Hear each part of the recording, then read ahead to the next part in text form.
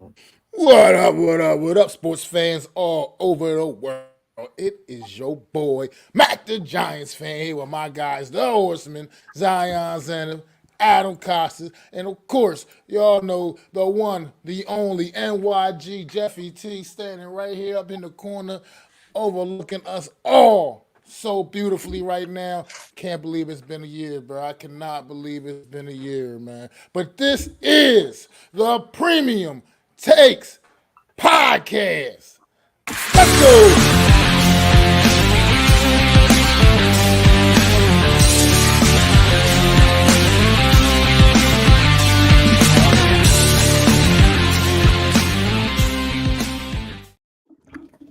What's going on? What's going on? Back at it again on another Friday night. We got Alex, Big Blue in the Bunks in the building. Thank you so much for joining us. As always, Big Blue crew. We got Daniel. Thank you so much and happy Friday to you, my friend. As my co-host Matt mentioned, it is coming up this weekend of Jeffy. He, lost a good one, but he's in a better place now, and it's coming up on his year anniversary. That being said, we're we dedicate every show to him, but this one is just gonna be like a special. So keep it 100, guys, we are gonna have our main topics when it comes to sports, but we might drift off here or there and talk about a lot of things that either we didn't talk about for a long time, or maybe get into some maybe comedy or entertainment topics. That being said, like always, I'm gonna And ask my real quick co-host. before you move on, I just Absolutely. wanted to add something to that. On Yes, sir. Wednesday, on the Hardcore Sports Network, you'll also be able to do a special dedication show for Jeff. They doing a special for him, Earl Cole's wrestling experience Wednesday. I can't remember exactly what time. Usually around 7:30, 8 o'clock. So that'll you can make sure everybody tune in for that too, man. Be a special dedication to Jeff for his Memorial Year anniversary. Just everybody everybody love Jeff, man. No matter what, we gonna always love Jeff, man. He's a super dope person. Anybody ever got to know him would understand why our feelings are so strong for Jeffrey Turner, man. So just tune in Wednesday as well, and definitely keep it locked right here tonight, man. We gonna keep bringing that heat. All right, back to That's the a music. hundred. That's 100. And that being said, before I give the mic to Adam, I am gonna say this: Hardcore Sports Network link is right in the description below. On Wednesday, like Mike said, make sure you guys go check out their network. It's probably already up there. They bring us this show live, and they're a big reason why we like to come together on Friday nights as well. So shout out to the Hardcore Sports Network. Shout out to Big Blue Crew. Shout out to Jeffrey T. I'm gonna pass the mic over to Adam real quick. Go right ahead, Adam. I'm going to say thank you to Jeffrey because you learn a lot from somebody, even more so when they're, unfortunately they pass. You realize how much they meant to you. And he was a guy that you can call up and talk and boost your confidence and, get you down get you up when you're in the dumps. And there are not many like him. And so I wanted to just take a moment to say thank you and that we appreciate you. We miss you. The guy had the most honest energy that I could ever tell you, right? And what I mean by honest energy is he was passionate about sports. And in no matter what, people loved him because he didn't challenge you with name calling, he didn't challenge you with yelling over you. He just challenged you intellectually to get the conversation going. He was one of the guys that we call an elevator, a guy that would bring you to the top because of what he did and how selfless he was and the way that he would navigate the conversation. Learned a lot from that man. Just wanted to say thank you and pay a little tribute to him as it just hit me a few days ago. Like, damn, we are around at this time last year, and just wanted to make sure people still, remember him, and hopefully we keep making him proud and keep his legacy going. So, thank you. Yeah, he was absolutely, he brought energy every time he was on the show. You know what I'm saying? He was a Knicks fan, a diehard. He Man, he would would have have loved this playoff he series. would have loved Nets. this He was a this Nets fan. playoffs. He was a Nets fan. Oh, sorry, He sorry, still, Nets he fan. still I, would I, have I loved said the he series. would he was a Nets fan, but he still would have loved New York in the Oh yeah, series. And absolutely. He would and have loved watching honestly, that team this year. yeah, to be honest too, I remember when last year when like even Miami got in, like he was super excited coming from New York, obviously that was where I ran. You don't really like Miami, but that being said, he was excited for me, and actually his energy through that text messages and when we talked on the phone was always so positive, and he will never be forgotten, and forever he'll always have a seat on this show, never be replaced. That being said, guys, like Max said, please go check out the Hardcore Sports on Wednesday. I believe it might be a call in. I'm not too sure. I have to go check on that myself. Don't hold me to that. But where you can come on and you can say your piece about Jeff, because I guarantee you a lot of people were affected from him one way or another, whether they realize it or not. That being said, guys, we are going to open up with the NBA playoffs. I know it is a good series, man. A lot of shockers. I was leaning really aggressively on OKC, and then they absolutely got demolished by a Mavericks team that started playing team basketball. And shout out to PJ Washington, man, totally taking advantage, and that's what you need in playoffs. You need a role player to kind of put out more effort into a way of play better to actually take a young, hungry team like the Thunder out. But not only was the Thunder eliminated, you have the defending reigning champions, the Denver Nuggets, also defeated by the Timberwolves, another hungry team led by a young, hungry superstar in Anthony Edwards. But that being said, both series totally shocked me, and I'm gonna want to touch on these series before we move on to the other side. So Thunder versus Mavericks. I'm gonna start by just saying this: Luca and Kyrie finally figured it out with PJ Washington, and they started just working as a unit. And I can't forget about Guilford and there's a lot of role players on that team that can contribute when they need to contribute. PJ Washington is totally stepping up right now, but a lot of the bench players are scoring points when they absolutely need to. I have to be completely honest with you. I didn't really watch most of these games. I watched them when I could, but I'm gonna have to pass the mic over to Adam first, and I want to hear his thoughts. If he did watch, what did he think about the Thunders and the Mavericks series, and then pass the mic over to Mac. Let's get it.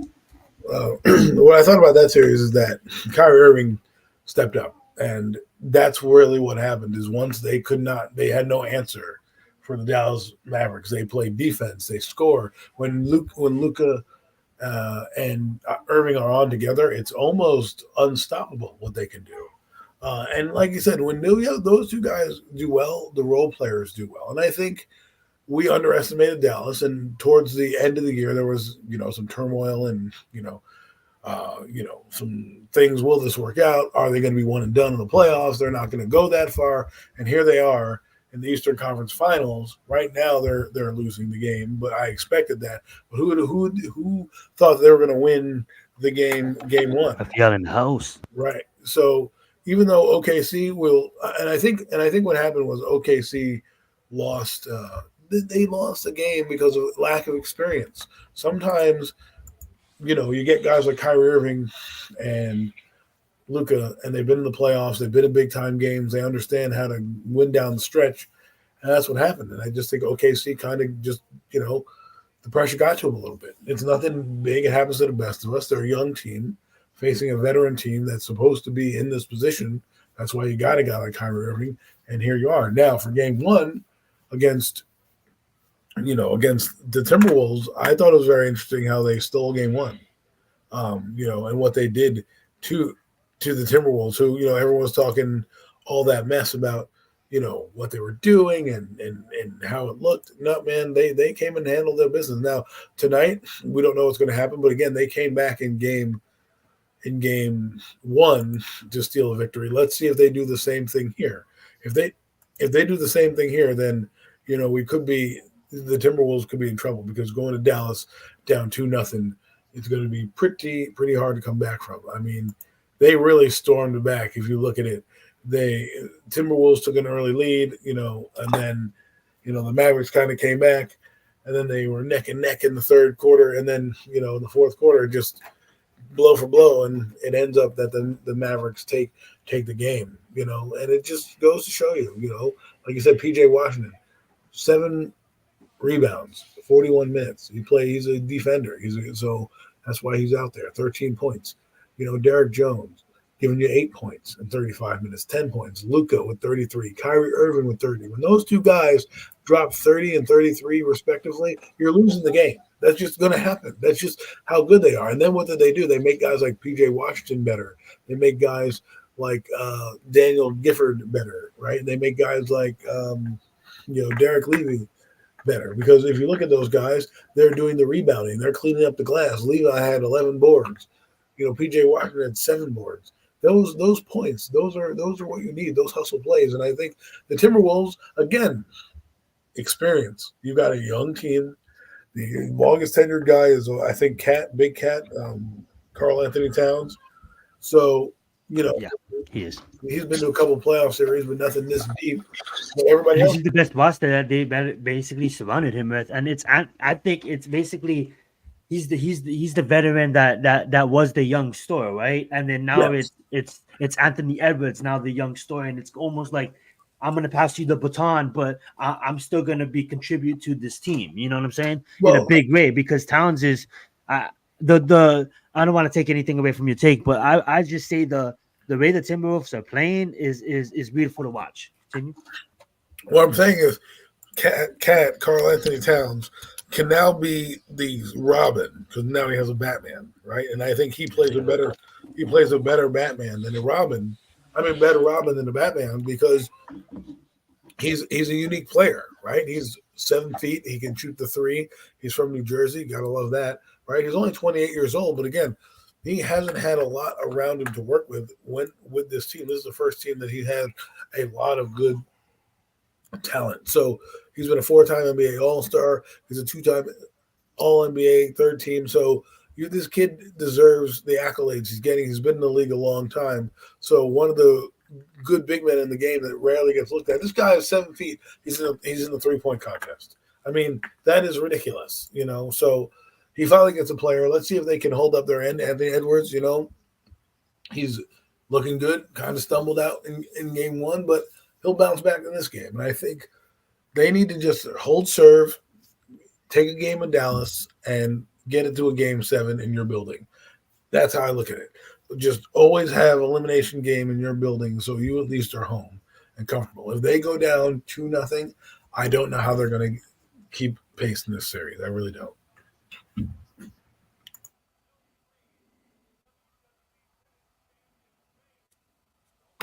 You're muted, Zion. Sorry. Do you have any thoughts about the Nuggets and the Timberwolves? I'm sorry. Yeah, Nuggets and Timberwolves before you pass it over to Matt. Nuggets and Timberwolves? You mean?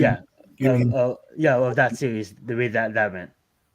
Oh, well, the Denver Nuggets, they got outclassed, by a younger team that wasn't scared. That wasn't scared of them, And let's be honest, they outplayed them, and they went into their building and they won the game, and they said, you know what, it's our house now.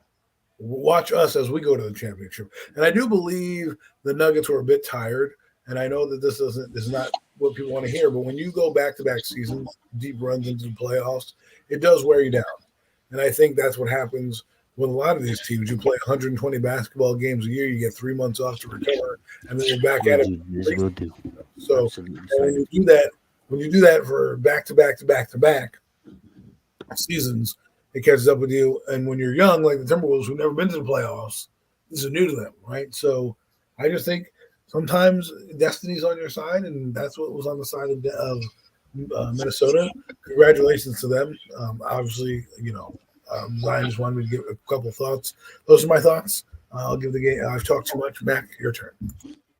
Well said. Before you go, Mac, I do want to say, Miz, hopefully everything is all right. It says that you're flying back up, and I know you live in Florida now. You're flying back to New Jersey. Hopefully, I will pray for your father. Hopefully, he's okay.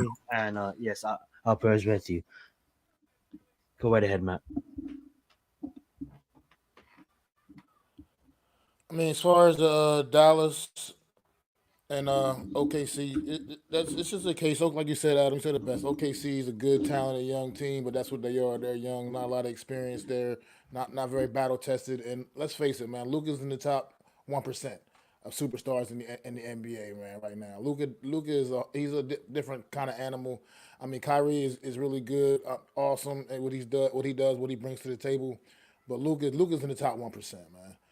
I mean, 29, 10 and 10 in a closeout game. That's a superstar showing up and putting his team on his back. In a closeout game, he said, we're not letting this series go back to Oklahoma City for a game 7. We're going to take care of this in our building on game 6 in Dallas. And that's what you did. They went it did and they handled their business, man. And they're a good young team. Got a good nucleus, and they got 2 superstars that they can build around in Kyrie and Luka, man. So this is how I feel about that series right there with the Dallas Mavericks. As far as going forward with them right now in Minnesota, got out there, off to another good start in this series as well, taking game 1 in Minnesota. So it's like this is just another team, like you said. This is just once again a superstar showing up. Kyrie, Luka, like you said, Adam, just going out there and putting their team on their back. And granted, it took the effort of Kyrie Irving and Luka like that, both scoring over 30 points, and they still, just kind of got by in that game 1. But at the end of the day, they still got the job done, and that's really all that matters. There ain't no style points about the W. It's just about getting the W, no matter how you get it. And Denver, but they did it on the road. Denver. So that's why. Yeah, that's what I'm saying. Yeah, it's just, so it doesn't no style points. It doesn't matter. You know what I mean? The point is they got the job. They accomplished what they needed to accomplish, and that's really what it all comes down to. They flipped the home court advantage by taking that game, by taking that. So now even if they drop this one tonight, they go back. They still got 2 coming up in Dallas. The next 2 will be coming up in Dallas. So. They're still gonna have Timberwolves on their heels. As far as Denver goes, I think Denver screwed up. I mean, I hear you with the tire thing and the fatigue thing. Like you said, 2 long, deep playoff runs like that can definitely wear on you physically as well as mentally. And I mean, pressure's on your back, but Denver did themselves no favor in this series by getting off to an 0-2 start in this series, losing the first 2 at home. That really put their backs against the walls, and they really had to fight and claw back. And I know they took the next 3 straight and looked like they were getting ready to maybe potentially win 4 straight and end that series. But at the end of the day, the Dallas Mavericks just came. I mean, the Minnesota Timberwolves just came rolling back, man. Came roaring back, and Game 7 they got the job done, man. In Denver, and hats off to them. Denver had control of that game most of the way. And the Minnesota Timberwolves still swooped in at the end of that game and took the lead and did what they had to do and hung on and got the job done. So hats off to them, man. It's really all I got, man. I unfortunately just haven't been able to pay much attention. This work schedule's been crazy, so. Yo, well, Gucci. Well said, well said. All right, that being said, let's move over to the other side. We got the Eastern Conference. We had the Celtics. We all kind of knew this was going to happen. You know what I'm saying? Superstars on both ends with the Tatum and the Brown. They bring in Porzingis, even though he is injured. You got a veteran that been on the team for a long time in Horford. You know what I'm saying? That held it down. And then Derek White, as always, but I can't even forget about all the role players that really contribute and really play a big part in this team's success. And if you look at the other side, I would have said even if the Knicks was to get in this spot, it would have been tough, being that the other side, all 4 teams, the 76ers, the Bucks included, you know what I'm saying, would have hit the last gas when it comes to a team like Boston that could just go out there and just put up points. Now, I will say this, shout out to the Indiana Pacers, man. They did take it to overtime in game 1, but you could see in that whole game that they're playing from behind, sometimes by a lot. But Boston Celtics clearly did their job, up 2-0, and let's see if they can go back and then they can. I believe they're at the Pacers arena next if they can still a game there, and I believe this is done in 6 and Boston will move down. I will give the Pacers some heart because they are a young team. Great all-around pieces when they need to. They got TJ McConnell coming off of the bench, can put buckets down. A lot of people think he should start. I think he should start, but I'm not a coach. The rotation that they got seems to, has been working up into going against the Celtics, but I know they're a young, smart team, and they're finding a way to figure out a game plan to try to stop this Boston attack. And, It's scary, man. When you go against a team like Boston and the Miami Heat, I'm gonna find a way to bring my team in every single time. When the Miami Heat had some of the best defense in most categories by the end of the season, you know what I'm saying? I'm not going out there and saying we was the best defense, but we played zone really, really, really, really good, and we was a really respected defense, and they shut us down. All right. You got the Celtics, and I get it. I get it. We was injured, but I'm not gonna take that excuse. They shut us down. All right. Look at the Cavaliers. You got a superstar in Devontae Mitchell. You got a lot of stories around him. That roster is fully loaded. It didn't fucking matter. And then you look at the Pacers. It's like you got a young superstar coming up in Tyrese, and it's like energy drained. Like congratulations, you took them to overtime. It doesn't fucking matter. It does not matter against the Boston Celtics, and they're gonna represent the East. I don't see any how Indiana comes out of this. No chance. And I don't say that usually lightly, but it's been Boston. Everybody kind of knew it by fucking the middle of the season. Actually, when all these fucking Boston podcasts had them going at the start of the season. So that being said, though, it seems to be their year. So I don't give a fuck who makes it. The Mavericks are the Thunderbirds. Boston's year, and they're gonna probably take the finals, take the crown. And I'm gonna put it on the line right here. I'm having Boston to win it all this year because Tatum and Brown been fucking playing, and they got defeated. By who? The Heat. They got defeated by us, you know. I'm a Heat fan. Got defeated by Heat. You know what I'm saying? It happens. It happens. It's okay. We'll go and play against the Lakers in the bubble. We go and play against the Nuggets. It's okay. We'll take the championship spots.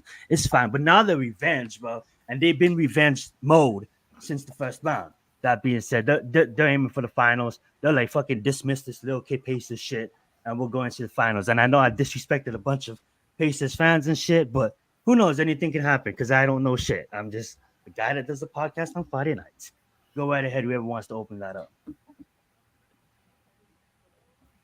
Look, Boston Celtics, man. Look, right now, off to a hot start in this series against the Indiana Pacers. But at the end of the day, I'm still not going to just completely rule out the fact that Indiana could somehow battle their way back into this series. Boston could somehow still Boston themselves, so to speak, if that makes any sense. I mean, they could still do it. Respect. It's just the way this team operates from time to time, man. But right now, it's not looking all that great for Indiana. And I do see what you're saying. I kind of hear what you're saying, Zion. But I think, and I don't like the sour grapes. You call it sour grapes, whatever. I think a healthy Knicks team could have made all of this whole conversation completely different. But unfortunately, the Knicks are what they are, and they were a team that was pretty much finally that ran out of gas. Finally, Indiana Pacers, hats off to them, took care of business in those last couple of games of that series, really closing the Knicks out in game 6 and 7 with two very big wins, huge victories.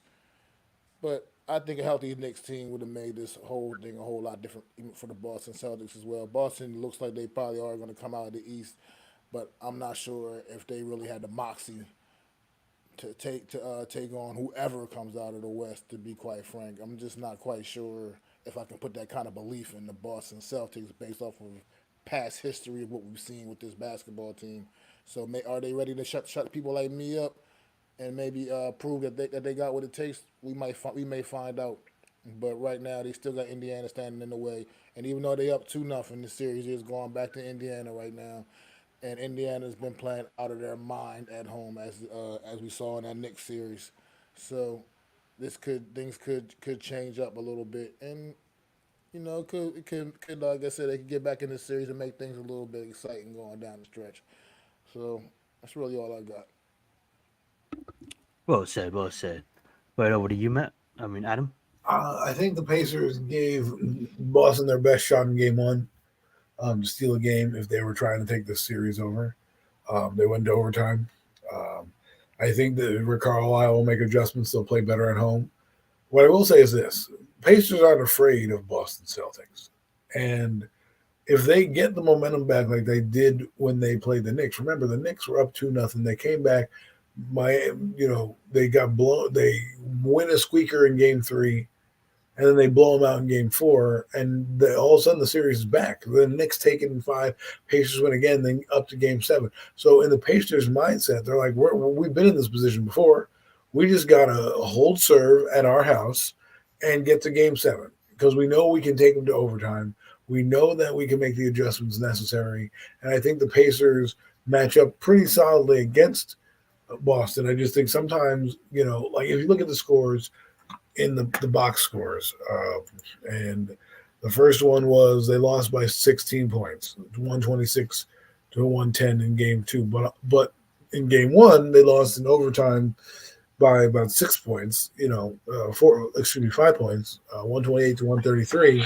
So that tells me right there that you were a couple of shots away from winning the game and that you're not afraid of Boston. So if they can get the win in game 3 and somehow squeak out a game 4 victory as well, and square up the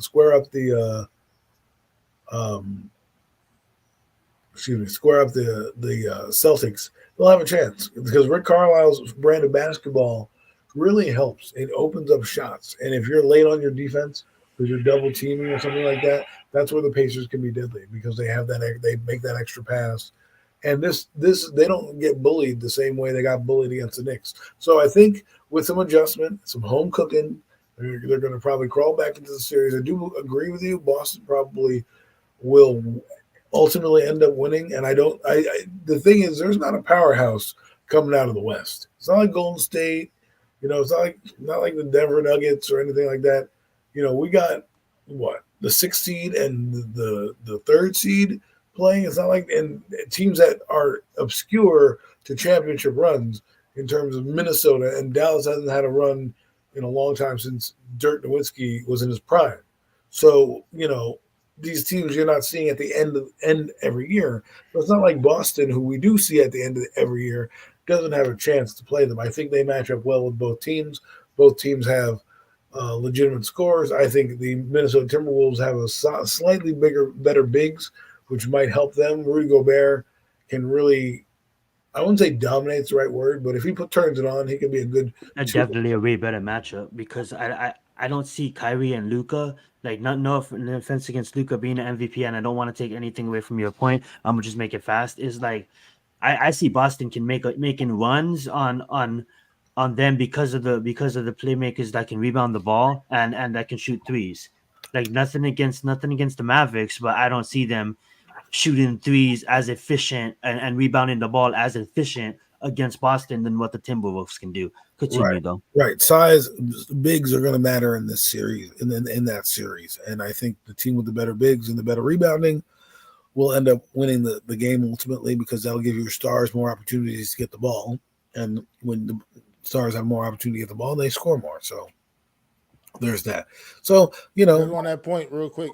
I'm sorry, real quick on that point. I'm sorry as well, Adam. I don't keep cutting you off too, but that's where I do believe in the superstar value that Luka and Kyrie bring to the table as opposed. And there's nothing against Tatum and Jaylen Brown, but I just feel like from a superstar, the superstars you can depend on more. I can depend. I feel like I can depend more on Luka. True. Luka's going to get his own facts. rebound. Luka's going to create his own second shots. Absolutely. I mean, that's what he does. So I just he's gonna get that and one for that point. The stars are going to show up more. For me, I believe more in those superstars. Not taking anything away from Jaylen Brown and Jason Tatum. I just believe in like what Luka and them bring to the table a little bit more when it comes to that. I know everybody's hungry and they all want it. I just that's just how I feel about that when it comes to those kind of matchups. But sorry. Well, it's okay. I actually want to see Dallas win because I'd like to see Luka get a championship because that will really cement him in the legacy of the annals of all-time greats. I'm with that as well. And the Minnesota Timberwolves, you got a young Anthony Edwards. You're going to be around for a while, man. As long as you keep that nucleus together, you'll be seeing championships sooner rather than later. As long as you're not like the Sacramento Kings who are a flash in the pan, you know what I mean? But Miami is always available, Anthony.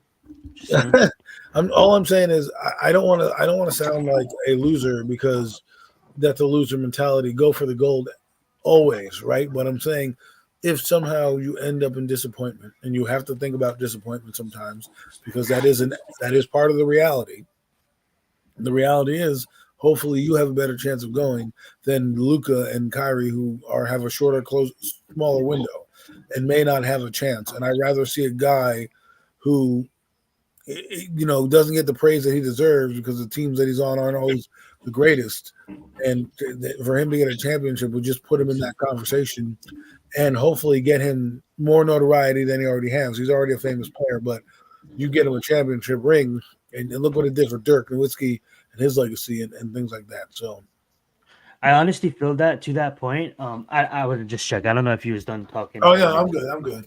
All right. To that point, what Mac brought up too is like, and I want to get on another point after that, but I'm gonna touch on that. That's such a good point because we just got done talking about it a couple episodes ago.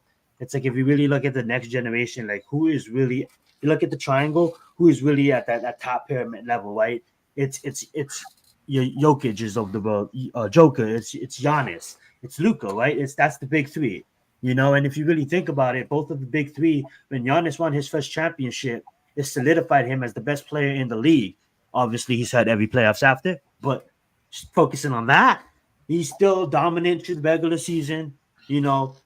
11K, 12K on DraftKings, like best player in the league style. You know what I'm saying? When you look at Jokic, solidified him. It was a longer road, but what solidified him was a championship, multiple MVP seasons now. And then when you look at Luka, it's like the whole league kind of knows that like Luka is the one. And Mac brought up a perfect point, and Adam said it perfectly too. It's like, dude, if he gets this championship, it is Luka's league. Like, I'm sorry, Jokic. I know you're MVP. I'm sorry, Giannis, but he does it all. I mean, like, he gets for a guy that is, and I just looked him up. I thought he was 26, but he's only 25.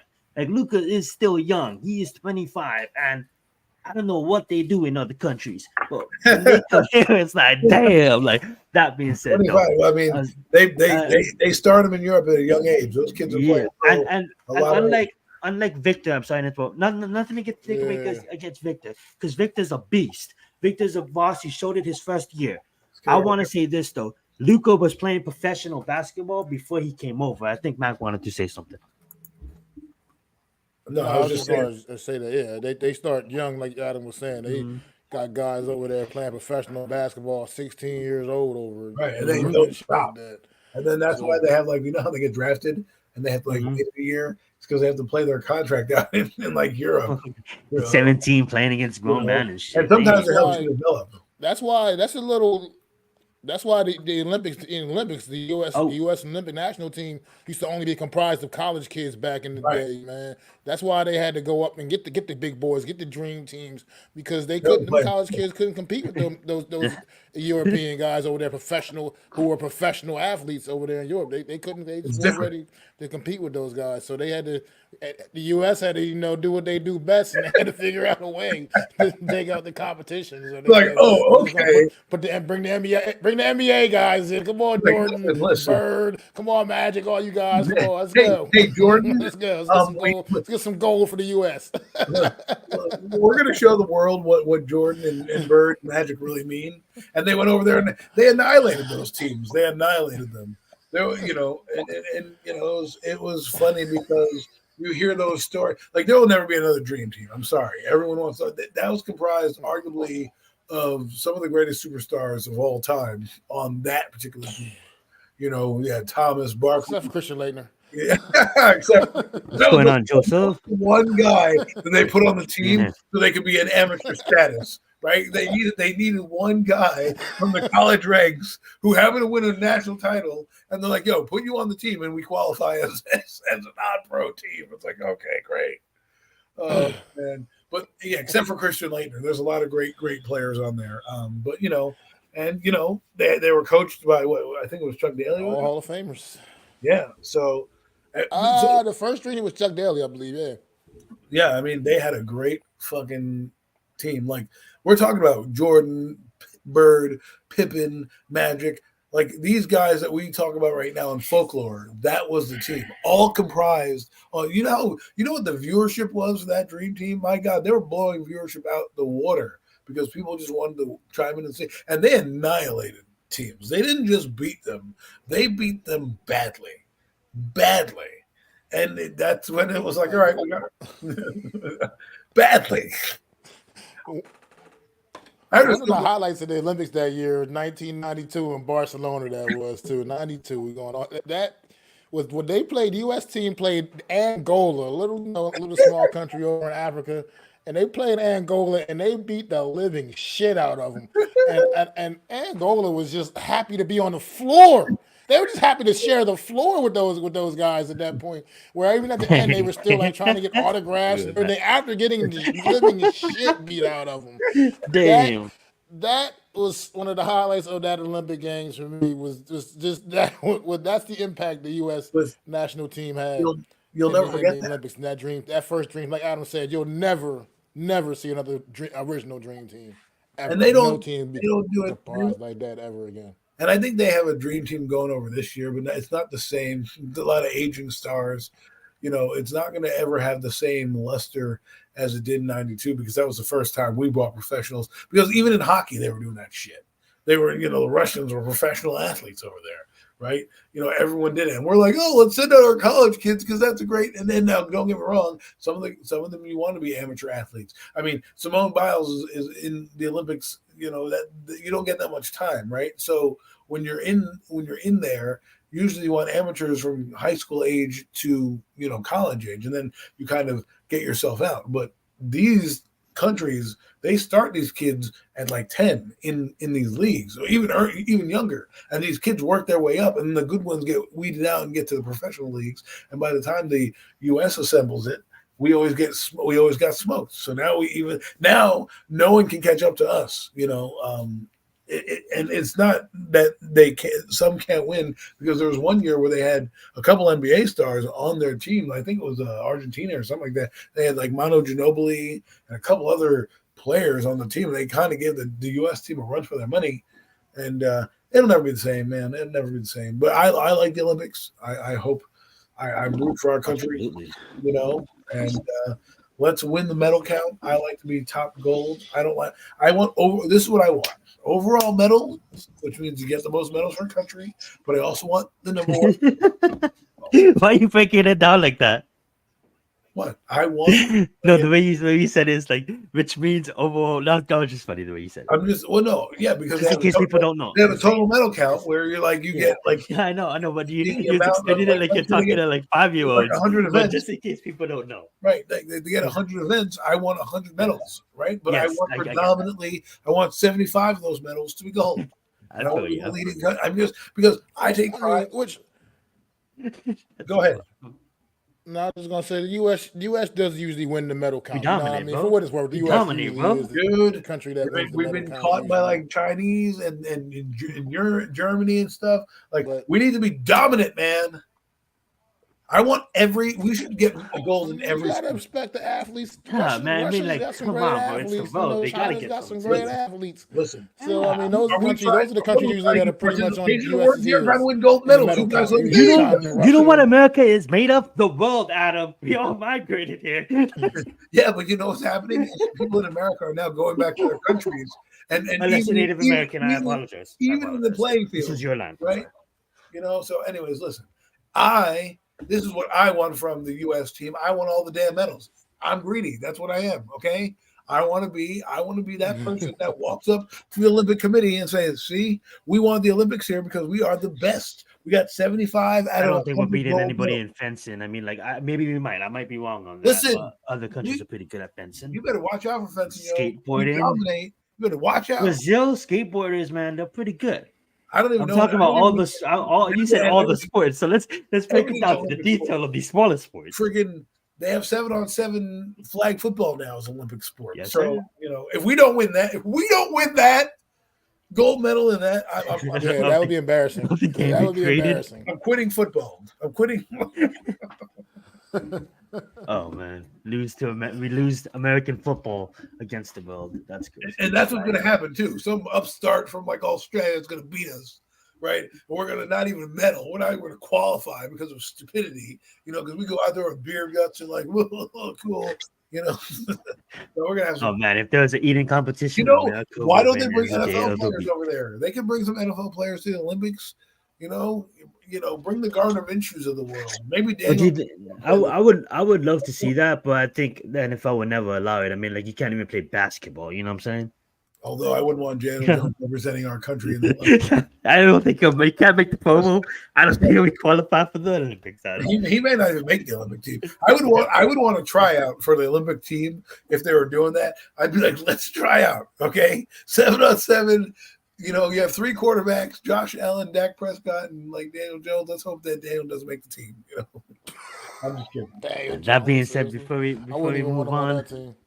I wouldn't want to win a gold medal. Although maybe if we were playing cornhole and they made that Olympic sport, then maybe I'd want Daniel Jones because I hear he's a great cornhole player. You know what it means if you're a great cornhole player? You drink a lot of beer and get drunk. So go Daniel. Go find your calling. You don't need to be an athlete to play cornhole. Go do it. Be professional. I don't even think he'll beat the top cornhole players right now, and the kid's like 14 and he's 6 Jones, he will be. He did come out and announce that he will be ready to go week 1. He said he'll be ready to go week 1. He's so participated in 7-on-7 drills through the OTAs. So we'll see. He probably will, and we'll got to give him one more chance, I suppose. We will get to that, though. We'll get to that. I will want to say this real fast. Shout out to Jaylen Brown at the end of that game 1 before they took it to overtime. The second point I wanted to make is he fires up a 3-point for the ages. You know what I'm saying? One that is just why playoffs are made. I like for the playoffs for the history books. You know what I'm saying? I believe that was Tyrese draped all over him. Obviously, he didn't foul, but that was a beautiful shot, and it sinks it. Tyrese tries to come back the other way. Obviously, he misses, but he gets into overtime, and Boston steals it out. But like the moments that the Boston Celtics are having, that Jaylen Brown moment, I just didn't want to forget to bring that up. So shout out to them, and we'll see what happens. That being said, what's that peak? What's that peak moment? And what is that? What's their magic? You used your get out of jail free card game 1 to save your season. You only have so much. You only have a certain number of those that you hit in the playoffs, and your luck runs out, and then the other teams, shots fall. It's like when we play. It's like when we talk about winning close games, right? They're like, oh, the ball didn't bounce our way. Well, guess what? That happens where the probability is you're probably going to go the other way, just because that's the law of averages. So. That's absolutely facts. And then when the home card is in it, like you guys are saying in Indiana, we'll see. It might open up. The air opened up at Denver Nuggets and the Timberwolves. Let's see what happens in this series. Moving on. I know this is Jeff's. By the way, real quick. Mm-hmm. I was just gonna say, by the way, the game right now, game 2, Dallas, Minnesota is at halftime right now. Minnesota up 60-48 right now at the half. 12-point lead at the half for the Minnesota Timberwolves. If I'm Minnesota, I'm scared because Dallas came back from a deficit last year, and I'm just if you're Timberwolves, you got to keep the heat on, man. You got to keep the heat on. Absolutely facts. Thank you, Mac, for that update. And let's get on. And I know this is one of Jeff's favorite topics.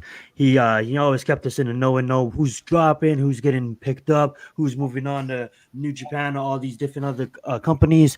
And he was always in the loop of this next topic. And I know, I haven't been kept watching it that much. I've been ultra casual. But that being said, I know the boys maybe want to dabble in this a little bit, and I know Jeff would love to be dabbled in this. That being said, we are going to talk about King and Queen of the Ring this Saturday night, May 21st, I believe, live on Peacock. I'm just going to leave it at this screen, and I'm going to just have May 25th. Open it up. Let's get it. So it's kind of interesting because King of the Ring for me back in the day, and I'm sorry if you wanted to speak first, Mac, I didn't mean to jump in, but for King of the Ring for me, no, go ahead, bro. One of the up-and-coming matches, like growing up in the mid-'90s, right? King of the Ring. That's where we got Austin 316 says, "I just kicked your ass." One of the greatest promo cuts of all time.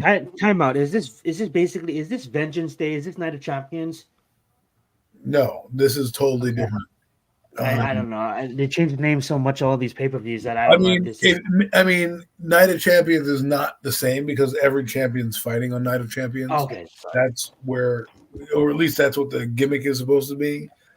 King of the Ring is a tournament that you go through. It's almost like a bracket, and you have guys on one side, guys on the other, And like I said, one of the most iconic promos ever cut was with King of the Ring, Austin. You read your Bibles, your John 3:16s. Well, Austin 3:16 says, I just whipped your ass right on the spot, right? And so for me, that history means something. So I'm glad they're having King of the Ring. I'm glad they went through a tournament. It used to be a pay-per-view tournament. I don't know if Mac remembers that, but it used to be a pay-per-view tournament where the whole tournament, the whole pay-per-view was the King of the Ring, right? It was just the match. And Absolutely.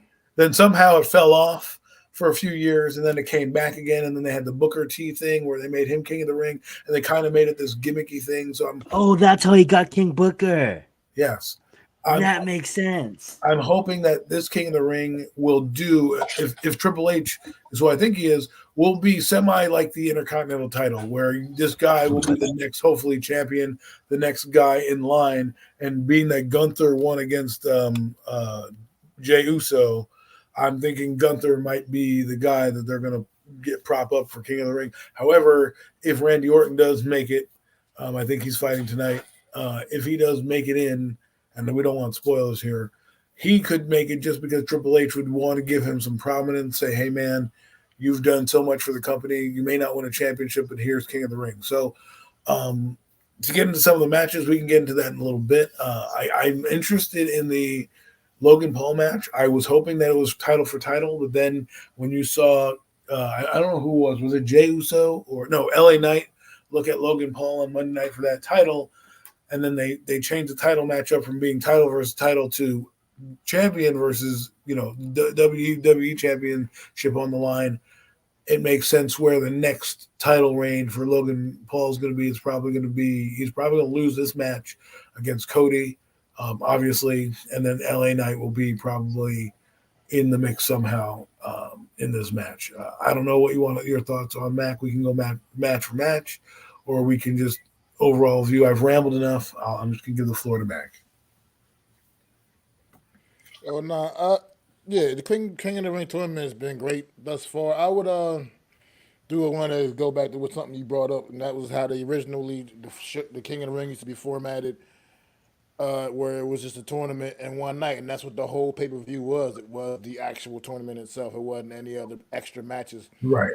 So things are a little bit different now. I mean, the tournaments are going on for a few weeks now, and it is also a little different because it's King and Queen of the Ring. So Right. before, it was never the females were never involved. It was always just about the men, the King of the Ring. So now it would be tough to have two full on blown tournaments in just one Right. night. That would probably make for a long pay per view. But at the end of the day, it's been great. The matches have been compelling. Jey Uso and Gunther delivered a banger Monday night in the main event on Monday Night Raw. It was a great match. Gunther coming out on top, putting Jey Uso to sleep, and it's just been you've seen some upcoming talent also be able to shine in the tournament as well. The women's side of things, on the Raw side of things, Lyra Valkyrie just got drafted up from NXT just a couple of weeks ago, and now she is going to be competing in the finals of the Queen of the Ring tournament tomorrow in Jeddah, Saudi Arabia. So it's been an opportunity for a lot of the good young talent. I mean, last week Randy Orton and Carmelo Hayes put on a great match. Carmelo Hayes, a great young talent, also drafted up from NXT a couple of weeks ago. They came up short against Randy Orton, but it was once again a great match and a great way to showcase this new young talent that's going to be an absolute superstar in the WWE. He's going to be a top guy. It's just a matter of time for him. So it's really been awesome. Logan Paul, Cody, they're the draw. That kind of has Saudi Arabia when they have these shows. They look for those certain guys, Brock Lesnar's, Yes. Logan Paul's, the Cody Rhodes. Those are the draws. Roman Reigns. So this year, this is why we have this match. People have been saying, why do we have this match? Why is Logan Paul going against Cody Rhodes? And this is why, because this is an event that's held over in Saudi Arabia, and you got to give that crowd what they want. So that's what they want. They want to see this is who they want to see. These are the stars that they want to make sure are definitely a part of this show that they're having this event that they're having over there. So that's Logan Paul's pretty good. really the only reason for this match. Yeah, he absolutely is. And Logan Paul, he's not going to beat Cody and win the title. That's No, not going to happen. no. Cody Rhodes is very much going to carry that title back to WrestleMania next year, still as champion, still. But yeah, and right now on SmackDown, I'm not going to drop any spoilers, but right now on SmackDown, you have the Tama Tongue match and Randy Orton. The winner goes to the finals. And that winter just happened. I still won't drop it for anybody that hasn't seen it yet, so I ain't gonna say. But the finals are set, and it's gonna be a great match. It looks like for the final of the King of the Ring tomorrow in Saudi Arabia, man. So it's Are just you doing? Are you doing live? I'm looking forward to it. Oh yeah, we're doing. You said are we doing it live? Are you doing a live What'd you stream? say? I'm sorry. Are you doing a live stream? Yeah, I'm gonna be part of a live stream. I'll be a BPL on the stream with Earl Cole What time? and a couple Noon? other guys. It's shows I believe at 1 o'clock tomorrow. I believe one in the afternoon our time, I was like, oh, Eastern time. not like 5 a.m. that one time, or whatever crazy time that was. Well, that was in Australia. Yeah, that show was in Australia, so that's a little bit different. But yeah, one p.m. our time. Like even like SmackDown now. SmackDown was in Saudi Arabia as well, and it actually the show was actually live earlier in the afternoon, but they just showed. We're just watching. What we're getting is the replay, honestly, over No. here at the regular time. But So let's talk about yeah, some of the King other and guys. Queen of the Ring. Yeah, I was gonna say I don't really what other matches are on. I can't even remember what the other matches are. I Other mean, than like they the have them on the screen here. They have finals. Liv Morgan. Yeah, No, Jay Carter. Liv Morgan and Becky Lynch. Yes, I mean, who do you think is going to win between Bianca and Nia Jax? I was hoping Jay Cargill would make it in because I thought it would be cool to kind of have the two of them fight and kind of give us a preview. Oh no, actually, it's sorry, it's not about Bianca Belair. It's this girl. Nia The Jax. Nia Jax is going to win, unfortunately. Um, I don't see that she doesn't do anything else. So to give her Queen of the Ring would be an irritating but necessary type of thing to propel her career. Liv Morgan's interesting because I heard rumors she's going to be joining the Fireflies, which might be coming out this tomorrow Did I night. just say this? Florida, can you legalize marijuana? Like, what the fuck? Right, back to Saudi I don't know Arabia. where that came from, but okay. Oh, cause did she But all just right. did she just get pulled over in Florida for possession of Liv Morgan got pulled Oh, over in that's been Florida a for, few months now. oh, okay, that's That was a sorry. few months ago But now. still, Yeah. that's what I'm saying. And when I seen her face, There, that reminded me of that. So I'm like, yeah, let me just shout that out real fast. It should be I mean, federal legal, Liv you Morgan. know. You So know that what I'm gun shit. interested in, but I don't know where she's at. Is Alexa Bliss? Like, where'd she go? But She's working her way back. She had her baby. She had her baby, and she's oh, working her way back. She's been dropping what you call it on I'm social interested. media. Been active on social media. She's getting herself prepared to get back. Carmella's also working to try to come back. Carmella had a bit of a setback after her pregnancy, after she gave birth, so that's what's been holding her progress up a little bit. But Alexa Bliss might actually be back probably within, I would say, maybe another month or so, See, tops. see all these famous King of the Ring and stuff here going on. You have Bret Hart of the King of the Ring. Legends were part of this pay per view, and that's why I want to bring it back. The last match I want to touch on real quick is the Intercontinental title match, which I like these three guys in the Intercontinental title picture. I do believe Bronson Reed will be an Intercontinental champion at some point. He just got the look. He's a guy that is getting better on the mic. He is a big guy. He may not be a champion, but he may not be the guy that ever is in a championship match. But if you think about big guys who've held titles, Mark Henry's one of those guys. Big Show. He's pretty good. He has a little for a guy his size. He's pretty athletic, and the guy that I think is really deserving of a title, even though Sami Zayn, deserves it. I think Chad Gabriel has come so far since he joined the WWE. As I used to call him a knockoff Kurt Angle, because That's basically his gimmick almost. It's kind of similar to what Kurt Angle I was. can see that. Thank you, an irritating guy, kind of annoying, but he's really showing that he can wrestle. And while he is not the biggest guy in the world, and usually like those guys to hold world titles, the Intercontinental title is meant for a guy like him. It's meant for a guy who's put in the work, who's done everything that the company's asked for him, and he's good on the mic. He's a great heel, and I think that his time at some point, I think he should win the Intercontinental title. I don't think he should win the King. I don't know if he'll win the King of the Ring. I don't think they're going to do that to Sami Zayn. I think they're going to let Sami have a bit of a run.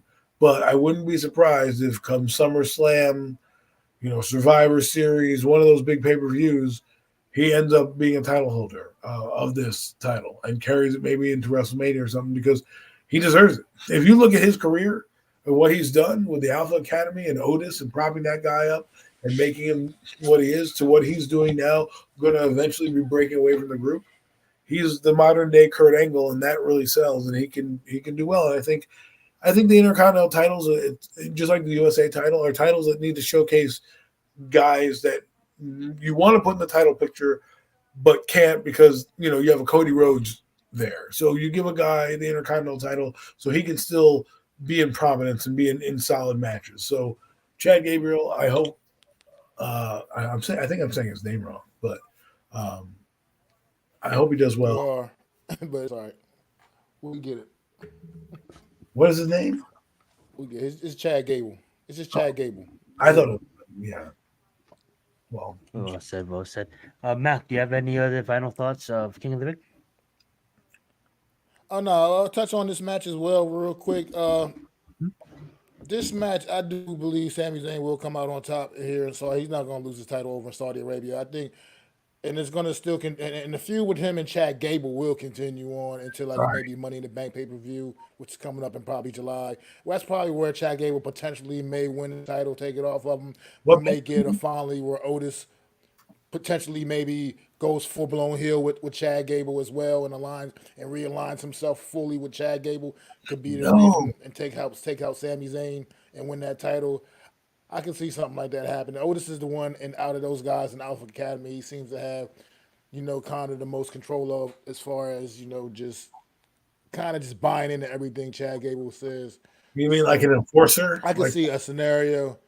I can see a scenario like that in which where Otis kind of, picks his side, and that side will be the side of Chad Gable when he probably helps take out Sami Zayn and maybe I don't know for sure. I can't say this for sure, but I can see it happening maybe at Money in the Bank in July, something like that. As far as Bronson Reed may be a part of the Money in the Bank ladder match and start propelling himself more into that kind of trajectory.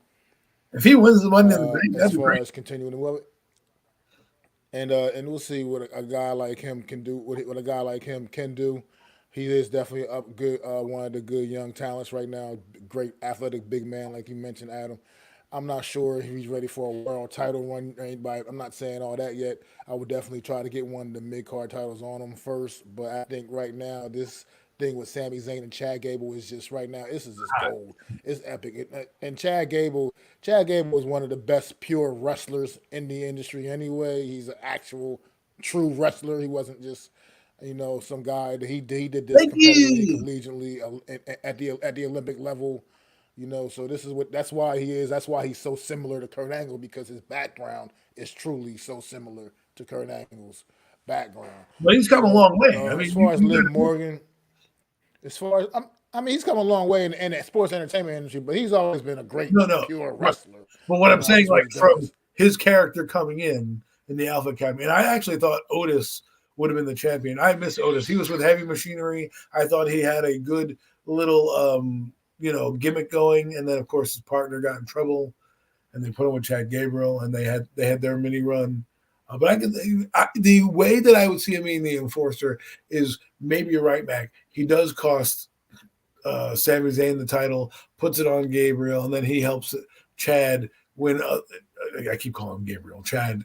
I'm just going to call him Chad because my brain is shutting off right now. So, but anyways, he could be like that, like Chad's enforcer, and he could walk around with the title and be smug, like, ha, ha, ha, ha, and then he can sick Otis on people. So I can see that happening, but he has to win the title first. In order for it to work. Yeah. And as far as this match here with Liv Morgan, Becky Lynch goes, see, I'm one of those people a few weeks ago when they had that battle royal on Monday Night Raw. I'm disappointed that WWE just put the title back on Becky Lynch. I think it's a cop out. I think you already had a very well built in storyline with Liv Morgan and Rhea Ripley. I'm not sure how long Rhea Ripley's going to be out, but that was an opportunity. You put that title on Liv Morgan, let her really build up steam, momentum, when Rhea Ripley returned, then that rivalry right there could come full circle and come to a head. And I think ultimately that's what's going to happen. Liv Morgan will eventually get this title, I believe. I don't think I'm not sure what's going to happen tomorrow in Saudi Arabia, but she will eventually have that title. And when Rhea returns, I'm almost certain Liv Morgan will probably be the one holding that women's title.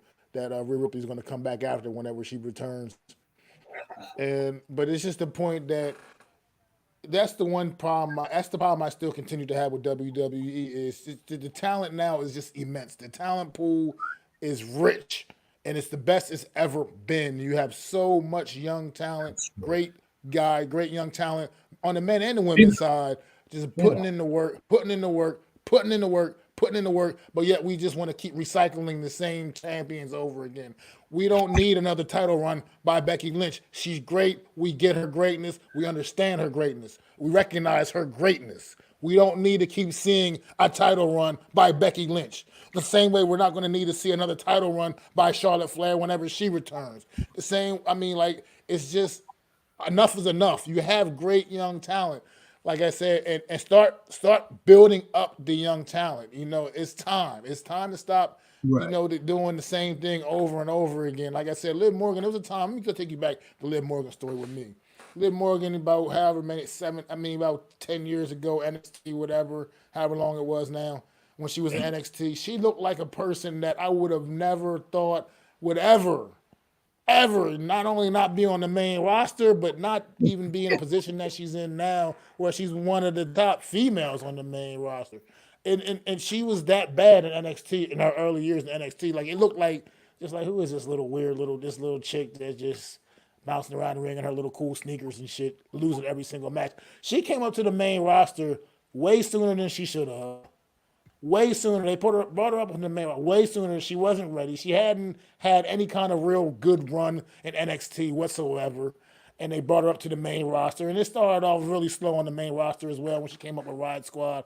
But she's one of those ones that people still like to throw shade at her, but she has really worked her fucking ass off to put herself in the position that she's in now.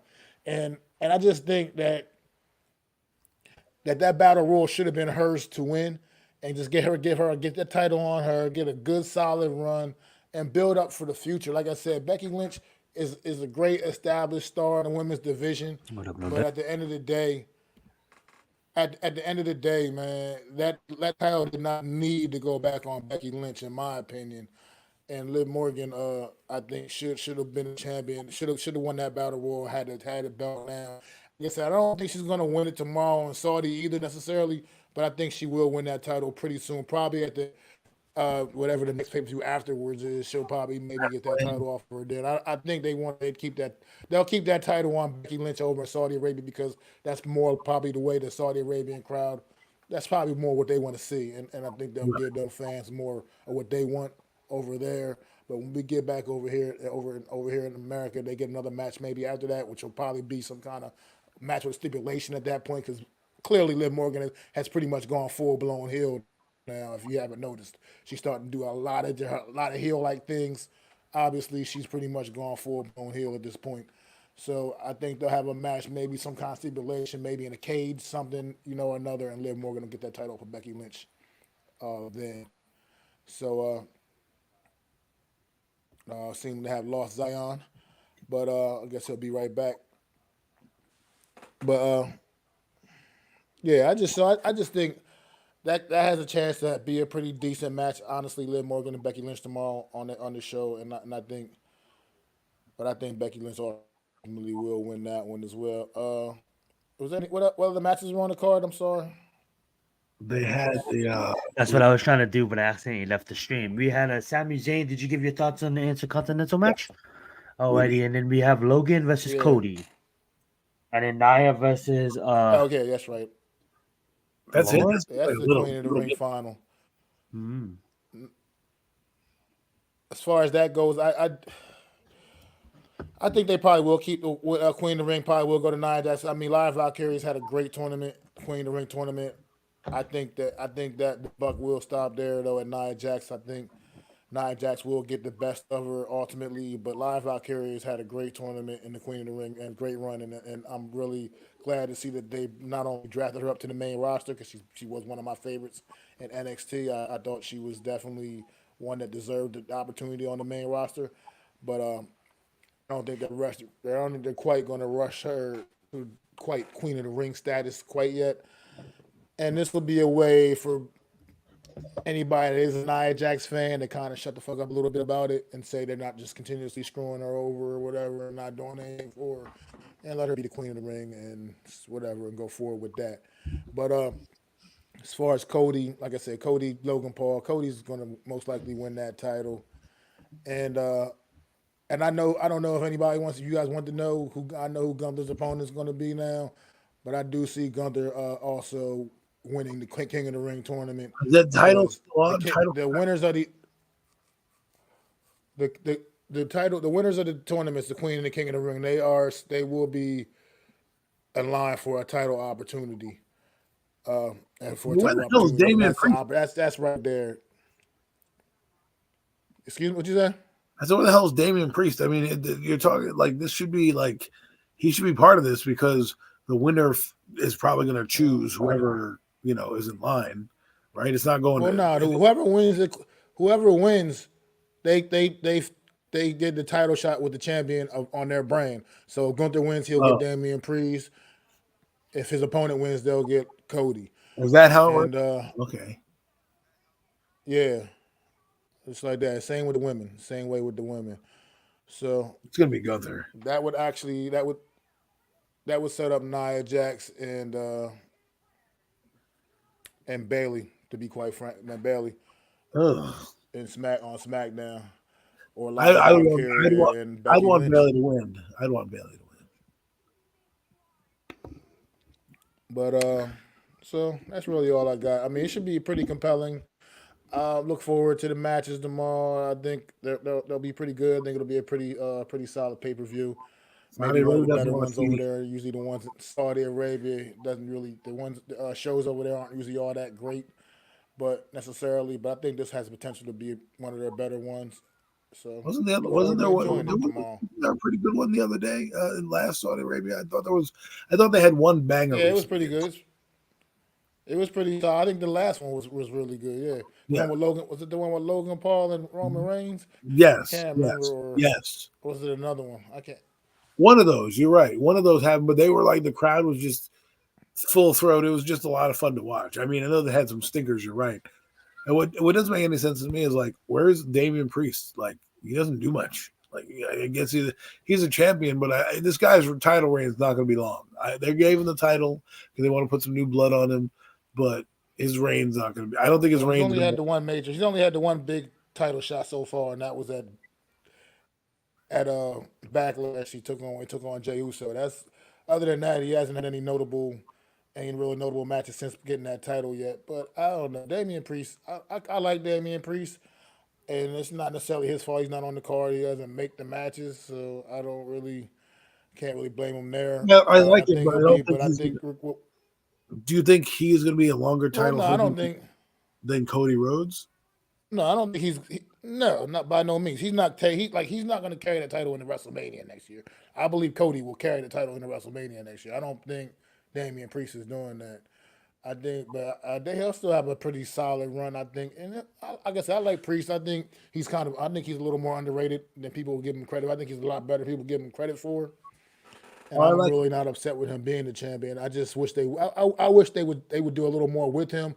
But at the end of the day, I think he's a solid champion. I think he's a solid guy, and I think we're also in position for maybe a potential great match with him and Gunther down the line. So You never know. But I think Gunther is he's got champion written all over there. Whether he wins King of the Ring or not against whoever he is fighting, he's got exactly.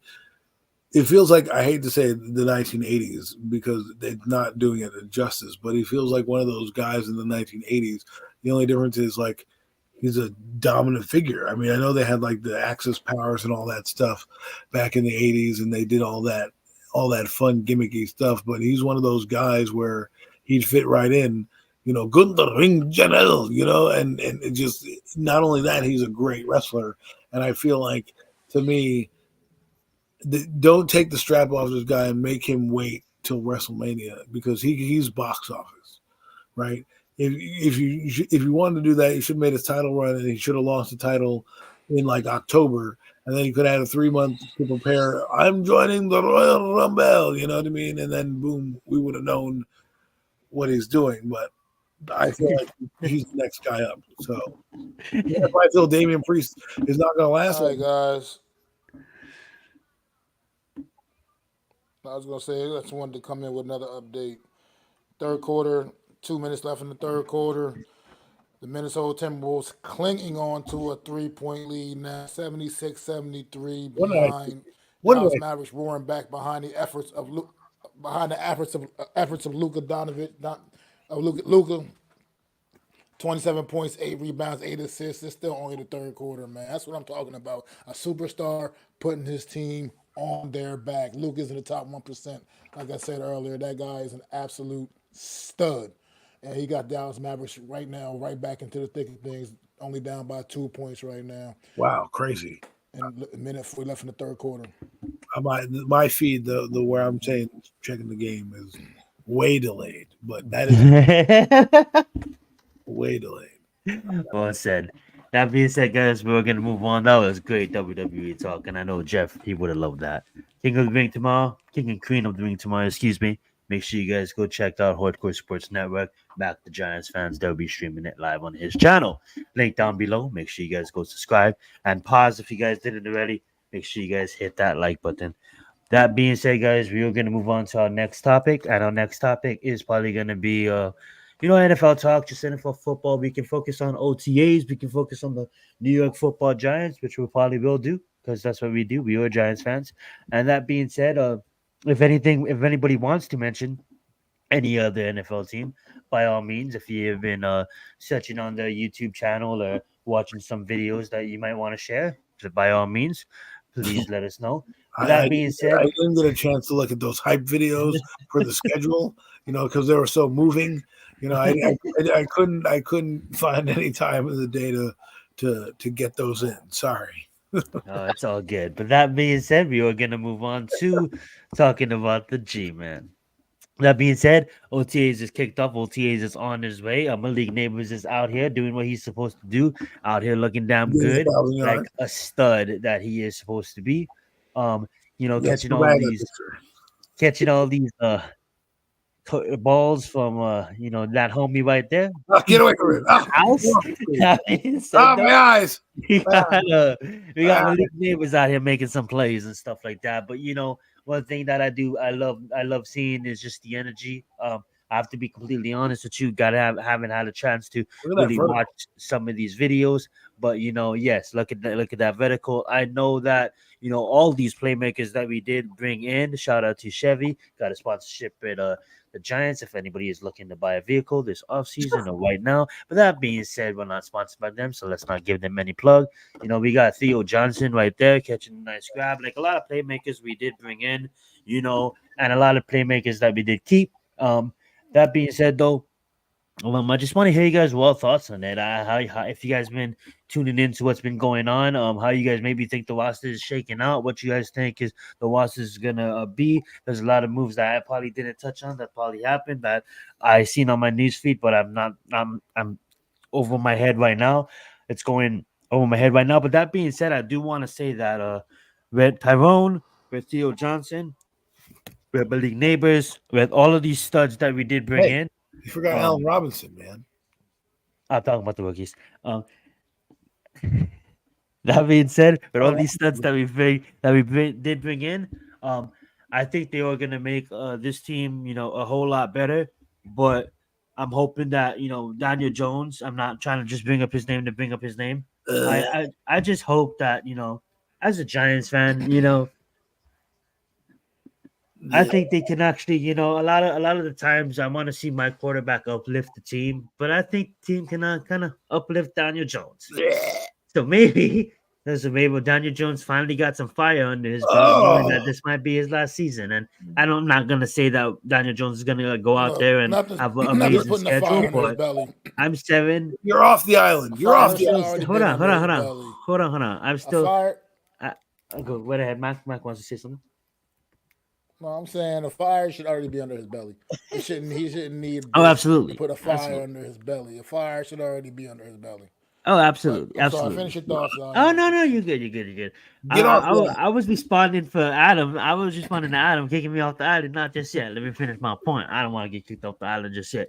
I do have the Giants struggling this season because it's not a brand new team, but if you think about it, we have brand new players on key positions, such as the offensive line. Now, I think the defense can hold up, but even at that, our secondary is still young. You know what I'm saying? I think our D-line is going to be nice, but it's what's behind them. And I think, they can be really good. But when I look at the offensive side of the ball, this team is still needs to gel as the offensive line. So I'm not a week out of my prediction. I don't have this team going that far because of the fact that this is a tough schedule.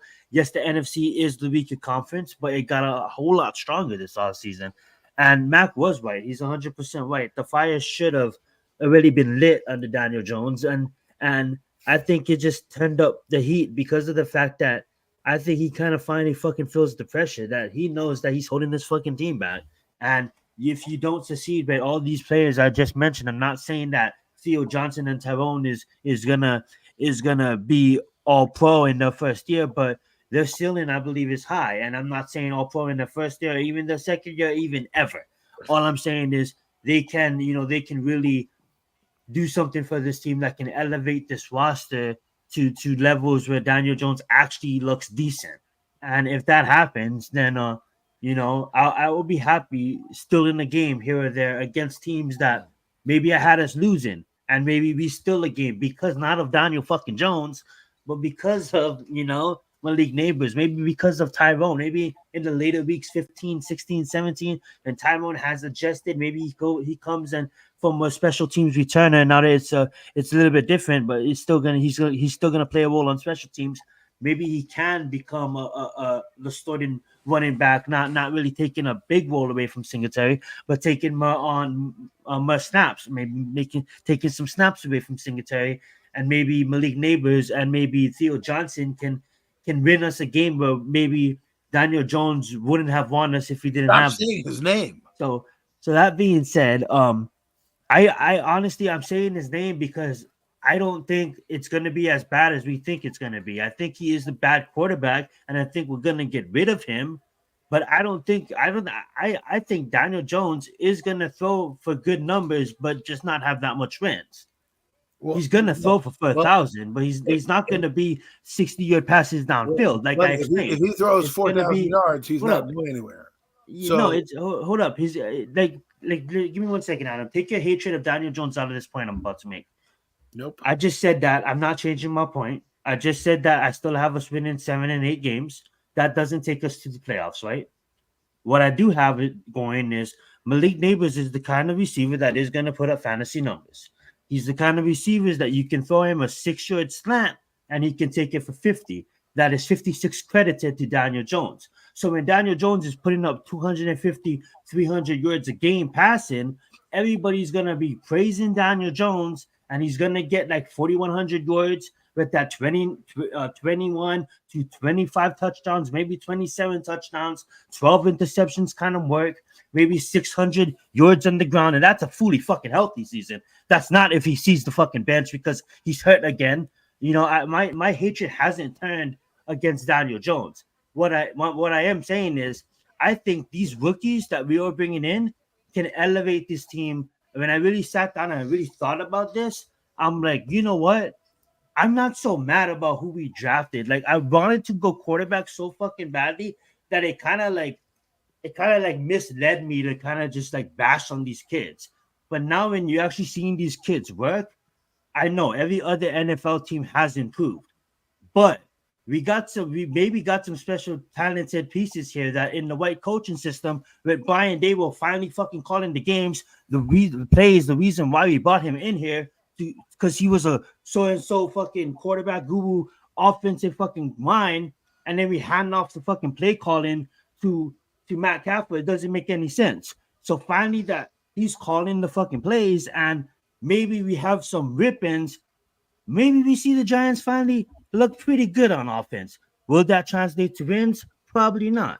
But I'm gonna pass the mic over to the boys and I'll let them talk about OTAs, the Giants offseason, what you guys been liking. Is there a player that really been highlighting to you guys, or is there a player that you guys really want to see improve, or you don't really kind of care? You're kind of just waiting for the season to start. You want this whole trade to be over and you really want regular offseason to begin, because you guys really know OTAs is fun, but it's really not. It's really not until they physically hitting each other.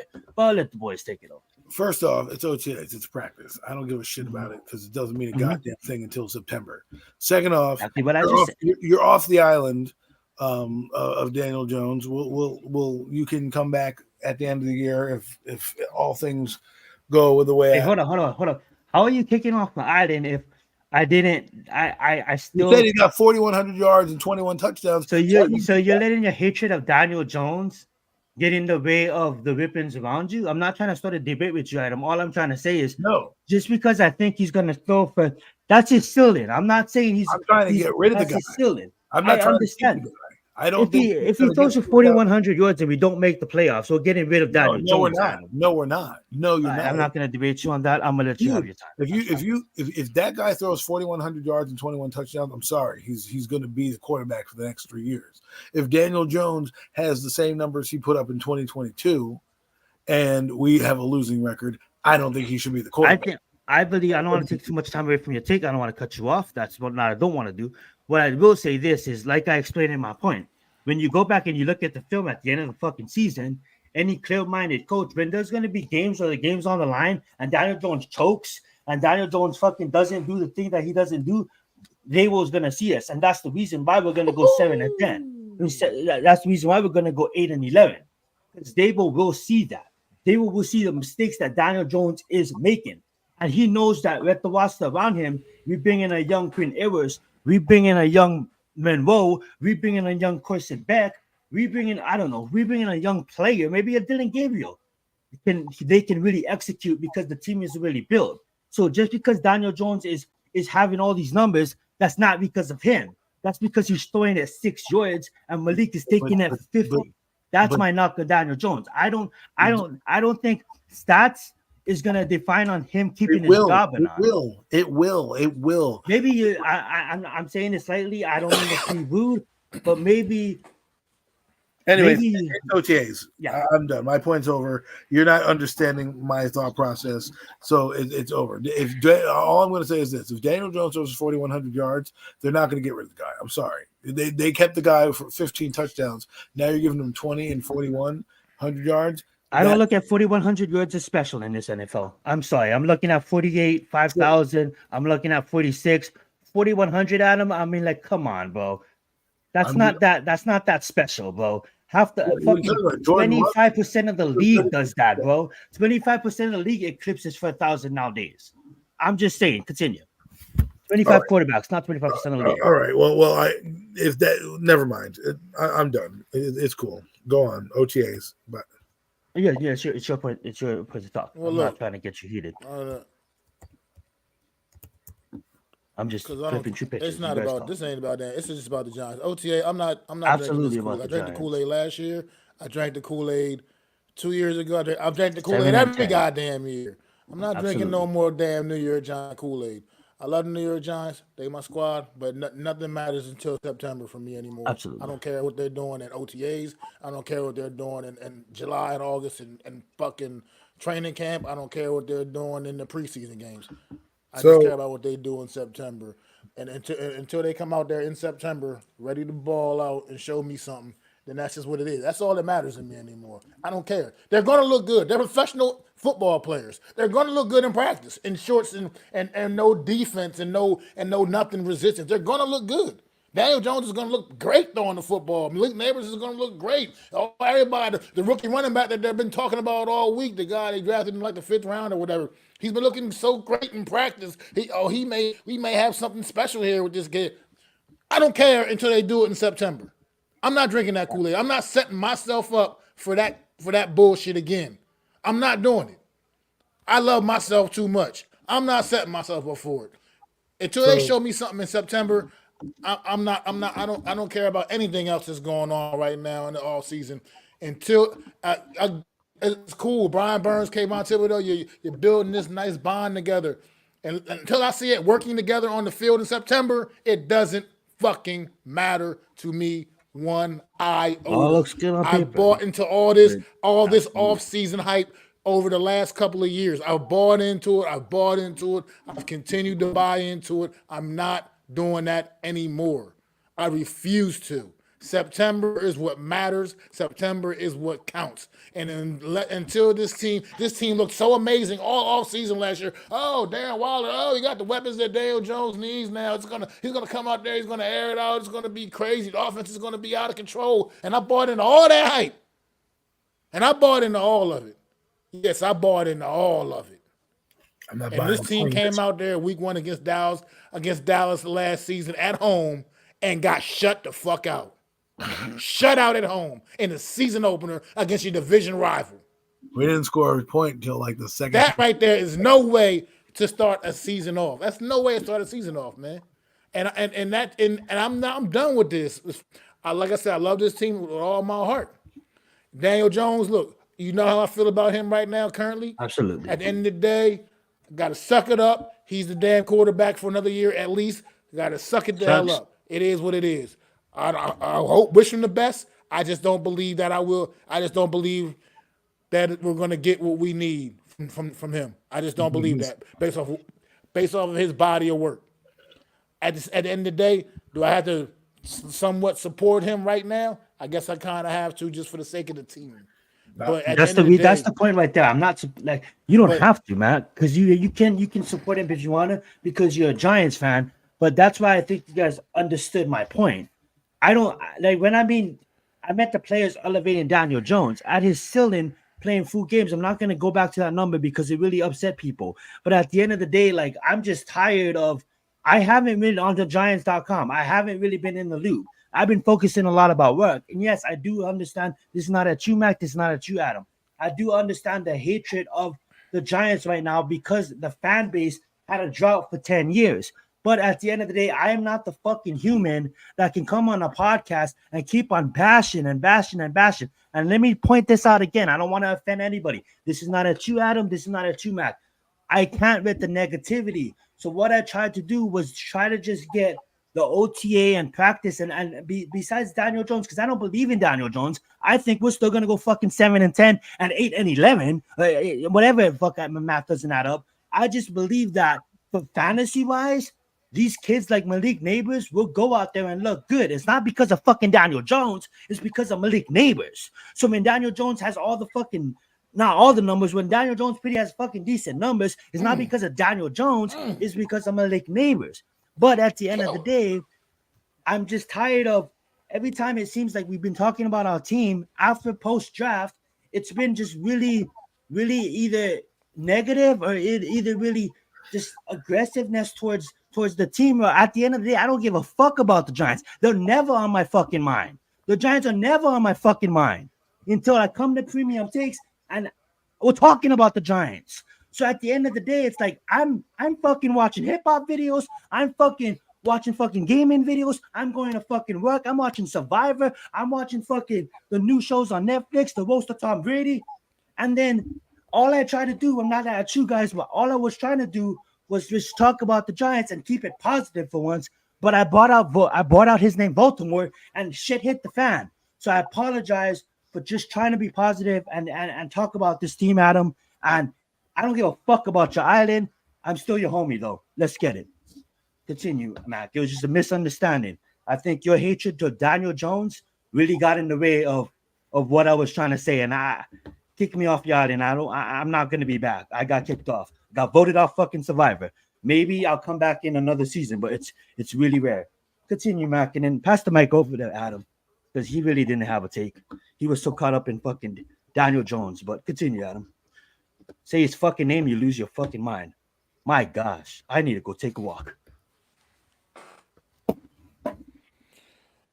Wow. Look, see, this is the shit what Daniel Jones does. This is what Daniel Jones does the New York Giant fans. It's just this is what he does. That's not healthy. It's not a healthy relationship. You know, that's a relationship that needs to be ended. The relationship with Daniel Jones and the New York Giants needs to be ended because this is what it does to the fan base. I've been a Giants fan a long time, and we've had some shitty guys on the team. You know, we've had other bad draft picks and other just bust and just whatever, but no player that I can recall has ever divided the New York Giant fan base the way this guy has. I mean, it just is what it is. Like I said, I feel the way I feel about him. He's a quarterback for at least another year. So just for the sake of the team, I guess I still got to support him, ride with him, and go out there and hope the best for him. But at the end of the day, I just don't see it. That's just my opinion of it. That's just how I feel about it. You know, I have this team. I have an opinion of I don't have to support that guy who's on the team. That's all. And this team is just. I don't care about what they're doing in May, in June. I don't care. I'm at that point now.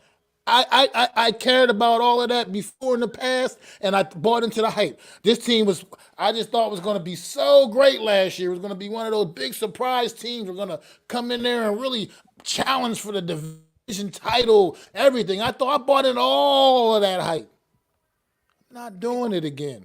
Because every team at the end of the day is going to look good in May, running around in shorts and shells. Of course, they're professionals. They're supposed to look good in shorts with nobody out there game planning and trying to stop them. Of course, they're going to look great. It's when they look bad. So until they show me again in September, until they show me that they can look great in September again, that's just how I feel about this. That's what I want to see. Is this team come out and look like a competent NFL football team once again? Because it's been far too long since the New York Giants have looked like a competent NFL team. We are becoming the joke of the league, literally. Well, so I think that's just all I got at this point. I think putting all it on those rookies is a lot to expect. You know, and I don't know why people get so upset about this quarterback. He stinks. But, you know, the point I was trying to make was, you know, and you can leave the island, come back on the island. I don't care. It's a joke, but I went haywire. But to not come at you, to come at your point, 4,100 yards, he's going to be here for the long term, just putting it down there. Now, I know that Malik Neighbors can probably get 1,000 yards with anybody playing quarterback. That's not my thing. I think this team is going to suffer on offense. I just think they're going to struggle. I think, one, because the quarterback's a liability, a huge liability. I think, two, the offensive run game is not going to be the same. And because we don't have the same players, as we talked about yesterday, Zion, where but that's what I don't get. Every phone call we ever had, I'm not mad at you. That's why I don't get. Every phone call we ever had, every podcast we ever did, I'm still at your same level. All I'm trying to say is, kidding, bro. I know you wasn't kidding because I said Daniel Jones, bro, and then you just went off. Like you really just went off. And that's why I don't like that. I don't like that because at the end of the day, I'm not mad at you. We can do this off the screen, but I'm gonna do it live because I ain't mad. I'm just explaining my point. It's like 4,100 yards ain't nothing special. It's because of Malik Neighbors. Ain't nothing special. I still don't think we're gonna do that. I still think 7 wins, 8 wins, 4,100 yards. We talked about wins. We didn't get into the stats yet, right? So now I bring up stats, and then I'm just saying. I'll let you make your point, though. I don't want to overtalk. It is what it is, bro. All I'm saying to you is, if we're talking about him as a guy on this team, I'm saying to you that 4,100 yards means he's going to be the quarterback for a long time. I'm just telling you that right now. You may not want to agree, and I don't care if Malik Neighbors gets 2,000 yards. Whatever the end result is for Daniel Jones, if it's over 4, if he gets 4,100, he's going to be the quarterback in 2025 and going forward. That's just what's going to happen. Okay, so yeah, do I want this guy on the team? Do I think he's great? No, I don't think he's great. I don't think he's going to eclipse 4,100 yards. I think that's what the norm should be for that guy when you're getting paid $160 million. He shouldn't have to be carried by anybody, quite frankly. However, if you want takes on the Giants, and everyone's gonna get mad because Daniel Jones, I'm not rooting for. I'm gonna be honest, I'm not rooting for the guy. The guy stinks. I think he's been the worst thing on this Giant team because of what he's done to this fan base and the delusions that we come up with every year. This guy, he's got a chip on his shoulder, like Max said. The guy should have been having a chip on his shoulder. You got $160 million, bro. You should be the fucking league leader in the clubhouse, not Malik Neighbors. I shouldn't be relying on a rookie to be the leader of the team. You know what I mean?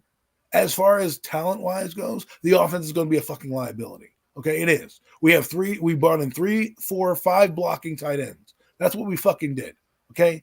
So now we're going to run the football and try to short game this shit. You know how successful that is? Not very successful. I don't really have much excitement for this team. They haven't proven nothing to me. And I see this schedule and I look at our offense and I look at the guy under center who's leading our offense, and I don't know if I can trust him enough to go out there and get the fucking job done against the Ravens, who are the league leader in sacks, the Browns, who are big time defenses. We're playing teams that are looking to win Super Bowls. Okay, outside of the Minnesota Vikings and the Washington Commanders, who everyone thinks we're going to win anyways, those games are 50-50. I don't even trust us. Now, I think where our liabilities will be on defense is going to probably still be our run game and probably our passing game, because we have a lot of young people in the secondary. People are going to miss McKinney because of what he's done and the things that he cleaned up. Turbin may be a good player, but he may not have the acumen right now to know everything that McKinney has seen in the 4 or 5 years that he was here. McKinney was probably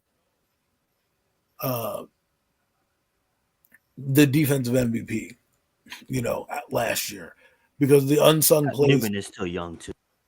Because the unsung plays that he made. Now, I love Burns. I wanted Burns in the draft years ago. I thought he was going to be a stud. He is a stud.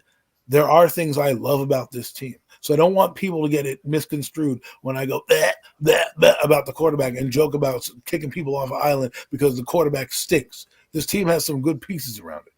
Now, there's a few guys I want to talk about real quick before I end this. Azeez Ojulari needs to step the fuck up or get the fuck off the pot. All right, the guy, I love him. I thought he was going to be a great stud for this team. He is a stud when he plays. Every game he plays gets a sack, but he's too often injured. The second thing I'll say is, while I like Kayvon Thibodeau, and I think he had 11 sacks, I need a little bit more from him. I need more disruption from him. What Brian Burns brings is disruption. And the one thing I will say that this defense is, and this is why I don't want to temper people's expectations.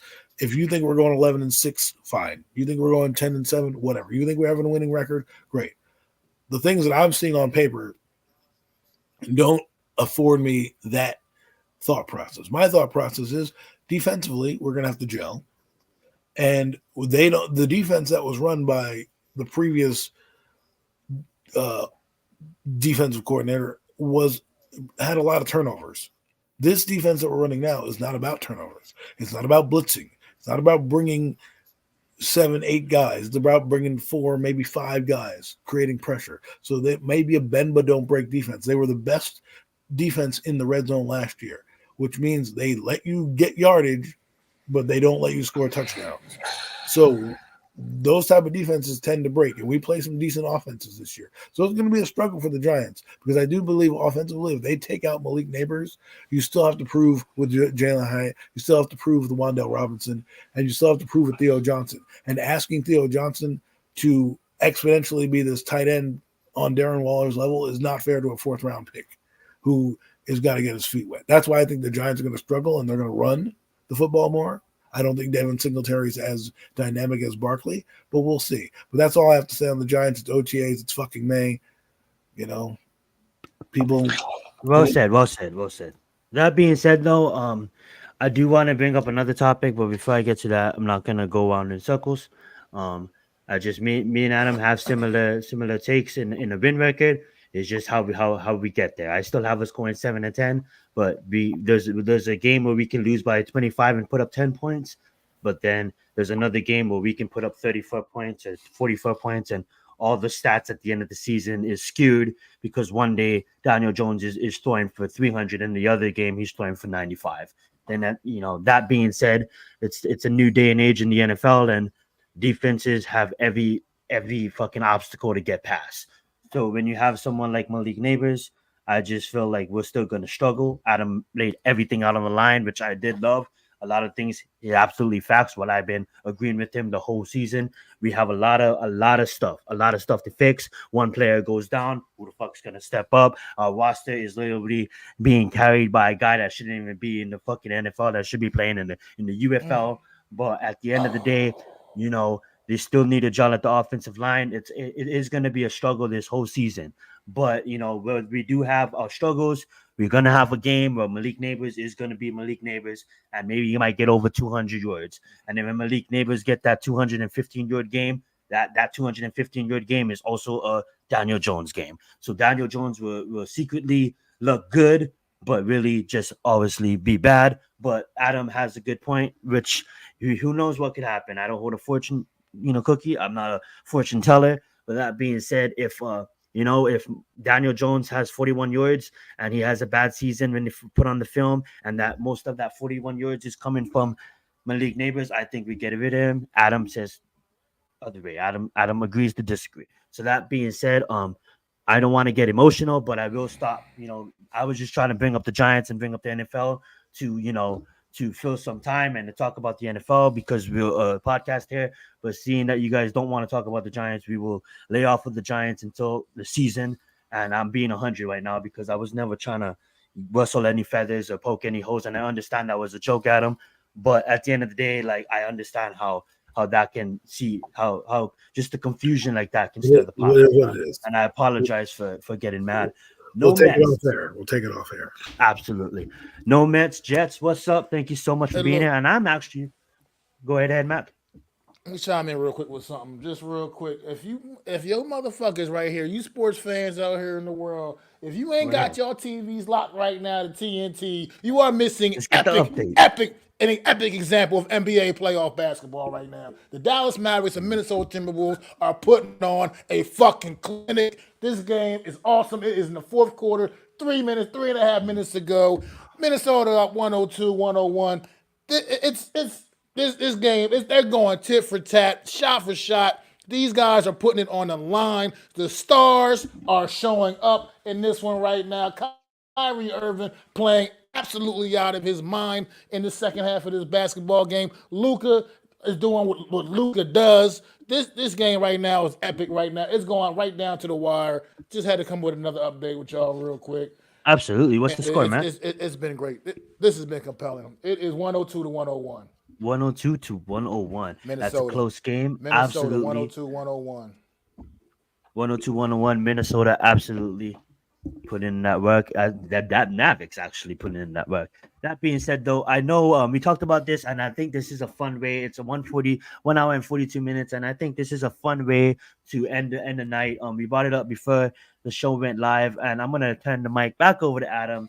He has a really good topic. It is not sports related. It's just a fun topic that we wanted to bring up to kind of, we went up, we went down, we went all over the place through this whole podcast. But now we're going to bring it into Adam, and he wants to ask a question with the chat, with us. And I'm going to pass the mic over to Adam.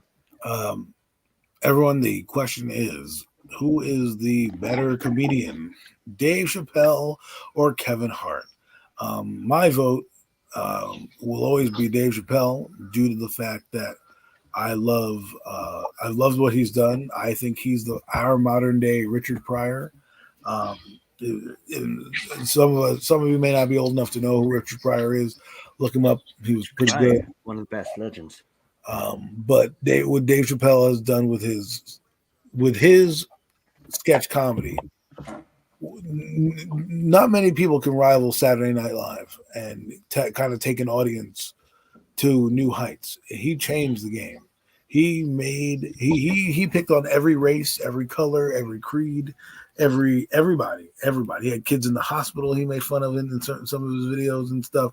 He was just amazing with some of his legendary performances. I'm not going to get into all of them, but some of the skits are just absolutely epic. And it was sad that he decided to walk away for whatever reasons. Those are his reasons. But a funny story I heard about Dave Chappelle, he said to himself, he says the way he writes his jokes is that he has an idea, he'll write it down, he'll put it in the fishbowl, and then he'll have another idea, he'll write it down, he'll put it in the fishbowl, and then he'll go in that fishbowl, he'll rummage around, and then he'll pull out one piece of paper, and he'll pull out another piece of paper, and whatever it says in those pieces of paper, he'll try to make a joke out of it and then try to link the two together. These are events and things that happen in his life, but it could be anything. And I think it's the same way that I think Biggie Smalls is one of the best rappers of all time because of what they can do and how genius they are in what they do. Now, Kevin Hart, I respect what he's done, but to me, specials. To me, Dave Chappelle. Who, Kevin Hart or Dave Chappelle? No man said sadly Dave is just doing TED Talks right now, but like Dave just dropped 2 specials in the last 2 years. And didn't he have like a 2001 special? Joe Rogan hasn't dropped a special in like 8 years. Well, I wouldn't put Rogan in the same category. Rogan's not in the same category, but I'm saying there's other comedians out here that didn't drop. Dave's active. That's what I meant to say. Dave Chappelle is actually higher than Chris Rock, even though Chris Rock has done a lot for comedy and what he did. Biggie Smalls, From Your Neighborhood, nice, man. It was all a dream. I used to read Word Up magazine, Salt, Pepper, and Heavy D in my limousine.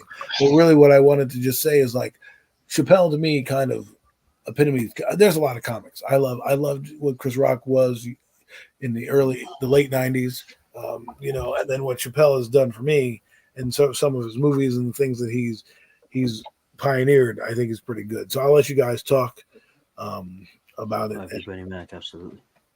Go right ahead, Mac. Tommy just put a great comment in the chat up there, man. Said Chappelle never sold out.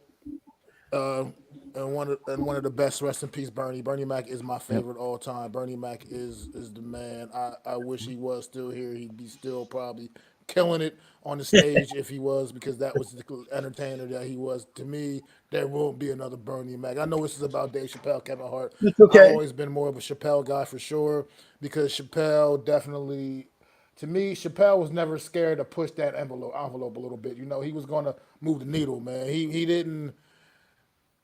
It's about the jokes, you know what I mean? And as long as you can take it for what it is, man, he was never scared to go out there and say what he felt like saying. He didn't care about the optics, you know what I mean? So much like a Kevin Hart, yeah, sure, he's more of that jokey, funny, whatever guy that, talked about his own family and all this other crazy shit, all that shit he does.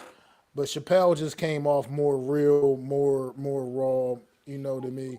I know his last Netflix special a few months ago wasn't that great. Probably definitely wasn't one of his better works. But at the end of the day, I still got it. I love the way Chappelle delivers, the way he comes full circle. If you ever when you watch his stand-ups, his shows, it's like he'll talk about something in the beginning of the show, and then he'll damn sure put a bow on that bitch by the end of it. You know what I mean? It's like something you probably something you might have forgot that he even mentioned like an hour ago. You know what I mean? But then it's like, oh yeah, he was talking about that in the beginning. And just love the way Chappelle brings it. You know what I mean? So I definitely give Chappelle the nod over Kevin Hart, but I like some of what Kevin Hart's done too. I just think he's kind of flooded the scene a little bit. It's been a little too saturated with him a little bit with some of the stuff. Said he's some of the the shit that he probably like projects. Some things are some things you probably should have just said no to, Kevin. You know what I mean? But I get it. You get that money, you get that check. You know what I mean? A check is a check, I suppose. So, But at the end of the Mike. day, I ultimately agree with Tommy up there, man. Bernie Mac to me Ooh, is oh my was the God. man, and none of these guys hold a candle to him, in my opinion. But I watched that's just Brett how I feel Kreischer. about that. I'll say for me, I would say Shane Gillis to answer that question. You Shane know, Gillis is absolutely a fucking phenom right now. you know who I He's just love is I think his name is Bill Burr. Is his name? Bill Burr. Let me make sure I'm saying his Yeah, name right. Bill Burr. He You're is good. freaking Bill hilarious, Burr bro. is Yeah, hilarious. Yeah, Bill Burr he is is funny. hilarious. He's fucking Bill hilarious. Burr. He had his comedy specials. I freaking love it. Right? Mhm. He did a whole podcast where he basically cursed somebody off on the thing because some old lady was complaining about his dirty language, and he's like, "Fuck off! This is comedy." Like, Yeah, what are you he's talking amazing. about? So I like a lot of guys. George Collin was good. Robin Williams was a Robin great Williams, all time great. George Collin is. If you guys haven't listened to him, listen to him now. He says a lot of things that we're going through in life right now, and it's kind of funny, and That's awesome. it really does. Like I look him up. He says it. You're like, oh yeah, everyone's sheep and everyone's trying. And you're like, holy shit, that's how it's going down. He really dropping some nuggets. There's some great ones that have come and gone. Like the guy that I relate to, like I said, the most is Chappelle. I love him. This is much more older now. But there's nobody would these guys wouldn't be here without Eddie Murphy. So we have to pray, Oh, absolutely. That's a fact. shout out Eddie Murphy because without Eddie Murphy, and a lot of these guys don't get the same. It's almost like when the rap game, you know how you have like Biggie Smalls finds Jay-Z, Jay-Z finds this person and that person, and it goes down the line. Eddie and Chris work together, and then Chris and Dave work together, and then you go down the line, and here you are with all these different guys sharing knowledge. So I love comedy. I think it's uh, you know, I think it's pretty funny. Wouldn't be none. Mr. Pryor Good was ones, no good. mess. I would say this with us too. It's like in the debate, not even the debate, but in the who's better, who between Dave and between Kevin. I never thought Kevin was the type of comedian to like just let me like get me to laugh like beginning to end. Like he has good moments and he has good um takes. I wouldn't say takes, but punchlines. I'm forgetting the phrase for what they use in that world. But I always looked at Dave, like you guys said, as like keeping it real. Another comedian that could be in that conversation too is like Cat Williams. I always think that Cat Williams always kept it real. I know Yeah, I know that Kevin Hart, he kind of like I don't want to say like he let the fame get to his head, but if you really and he was amazing through the Tom Brady host. If you guys haven't checked that out, I suggest you guys go check it out. It was just fun to watch from beginning to end. And they absolutely teared Tom Brady apart. And not only that, but it was just like a lot of funny moments and stuff like that. But that being said, when I look at Kevin, he kind of Dave did right. have the Chappelle show, but he didn't really. He walked away from a lot of things that could have gotten him to that celebrity power that maybe Kevin Hart is at right now. But at the end of the day, he didn't want to be anybody's puppet. I'm not saying Kevin Hart is anybody's puppet. He does have his own media company. The guy is amazing at what he does. But at the end of the day, he walked away for his reasons, and he was able to come back and still. It's like he didn't even miss a beat. He didn't even miss a page. Like this guy's the definition of a true professional, a definition of a legend, and he's always gonna keep it real and like you guys said, I don't want to echo, but he's always been the one that kind of like pushed the board. So Kevin Hart, congratulations on success, all the success that he had, because it does open up doors for a lot of these young comics to sell out arenas and to go out there and try to sell out stadiums like Fluffy just did in Los Angeles. But you got to give shout outs to Kevin Hart for doing it at the Lincoln Financial. So he is elevating these rappers, and it is facts when you guys kind of look at it like that. It's like when you look at some of these key legends, like we needed a Pac in the game, we needed a Biggie in the game, but we also needed a Jay-Z, we also needed an Eminem. So like it's fun how comedy has those legends, but then as the generations come on and things go on, there is going to be people that elevate comedy to the next level. and that's what kind of Kevin Hart did. He elevated comedy to the next level. Like, don't get me wrong, Dave elevated it, but by doing arenas and by opening it up more to the world, not that it wasn't already, it's just the evolution of comedy. Now that you see comedians that wouldn't even get a shot at being on a award show or being on a maybe a roast or being on a now with the evolution of comedy and with all the greats that came before them, you know, able to get a gig that maybe they wouldn't have to. And another one that we didn't mention is Tony Hinchcliffe. He's pretty funny as well. Number one podcast in the world, Kill Tony. He does give opportunities to these young comedians for a shot. But if you guys haven't already, Shane Gillis, he's the comedian right now that I'm looking at as obviously he has some work to do, but I think he's already better than your Tom Segura's and your Brett Kreischers of the world. I think he had his moment on Sunday Night Light, but Saturday Night Live. But at the end of the day, when I watch his comedy specials, it's just beginning to end.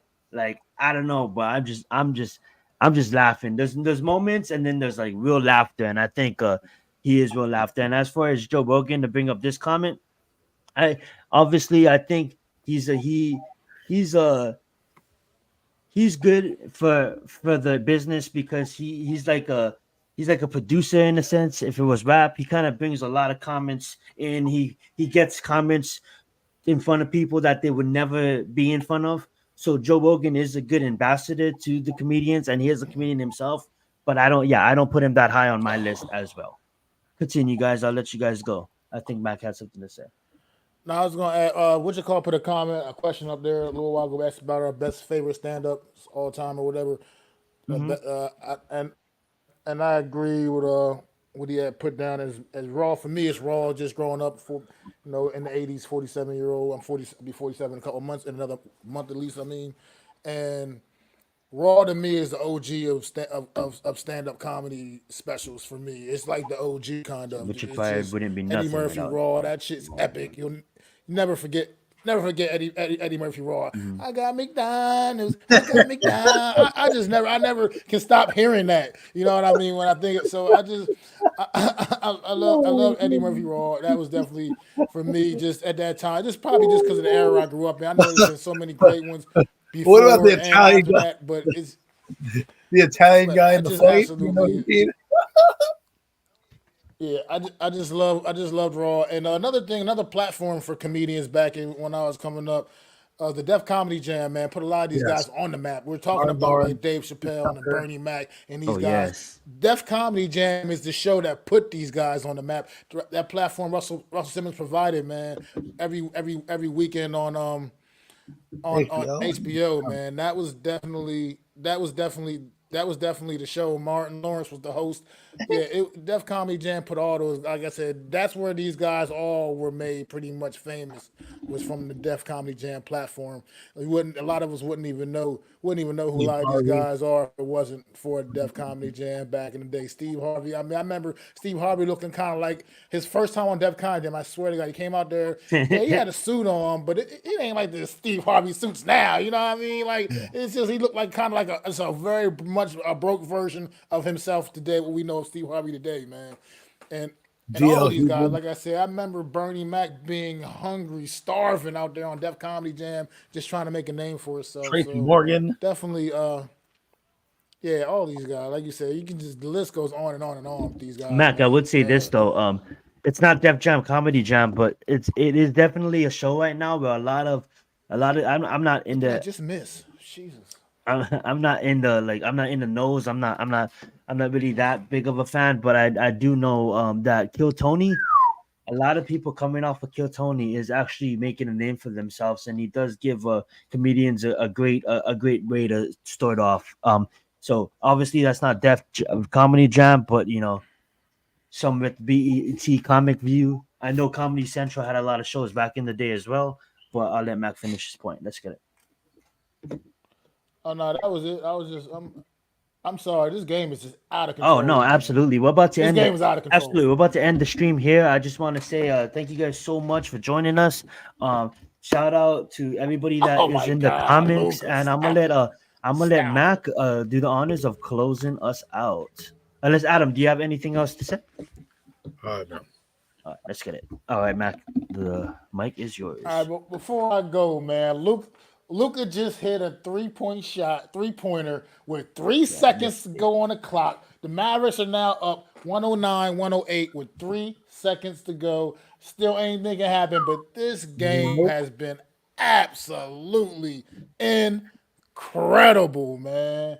This game has been incredible, but like I said, this is the NBA. 3 seconds is actually that's actually quite a bit of time, more than Eternity. it seems, man. This game is awesome, man. This But game is incredible. Absolutely, game is incredible.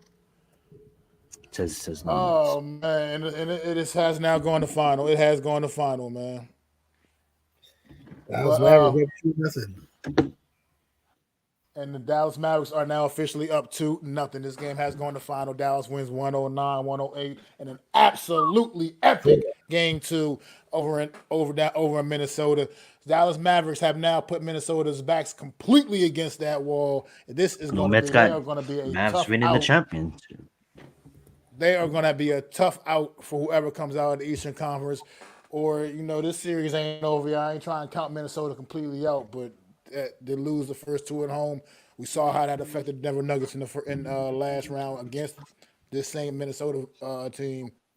So we'll see what happens, man. But that was an incredible finish, an incredible game. Luka, like I said, top 1%, man. And Kyrie Irving, he got to a slow start in this game, and he came back. He came on strong in the second half for his team, and he really uplifted this basketball team second half, making big shot after big shot after big shot as well. Like I said, it's about the superstars when you get in the postseason, and the Dallas Mavericks have a pair of guys that are absolute killers, man. Luka and Kyrie are killers, and that could be the difference for this team going forward, man. We'll see, but it has been quite compelling to watch. But everybody, man, this has been another edition of the Premium Takes Podcast.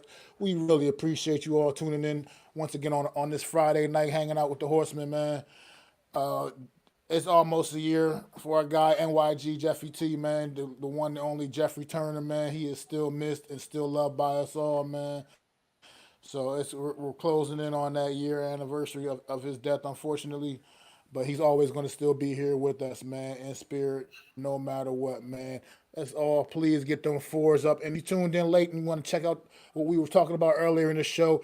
Tomorrow you can, link into the Hardcore Sports Spotify, and it should be uploaded on the Hardcore Sports Spotify channel tomorrow by sometime tomorrow as well, or you can come back look at any one of our channels. Make sure y'all come and sub up to myself, Mac the Giants fan, Zion Zenith, Adam Costas, Hardcore Sports Network. Sub up, support, show that love, man. And we'll be back next Friday for another edition of the Premium Takes podcast.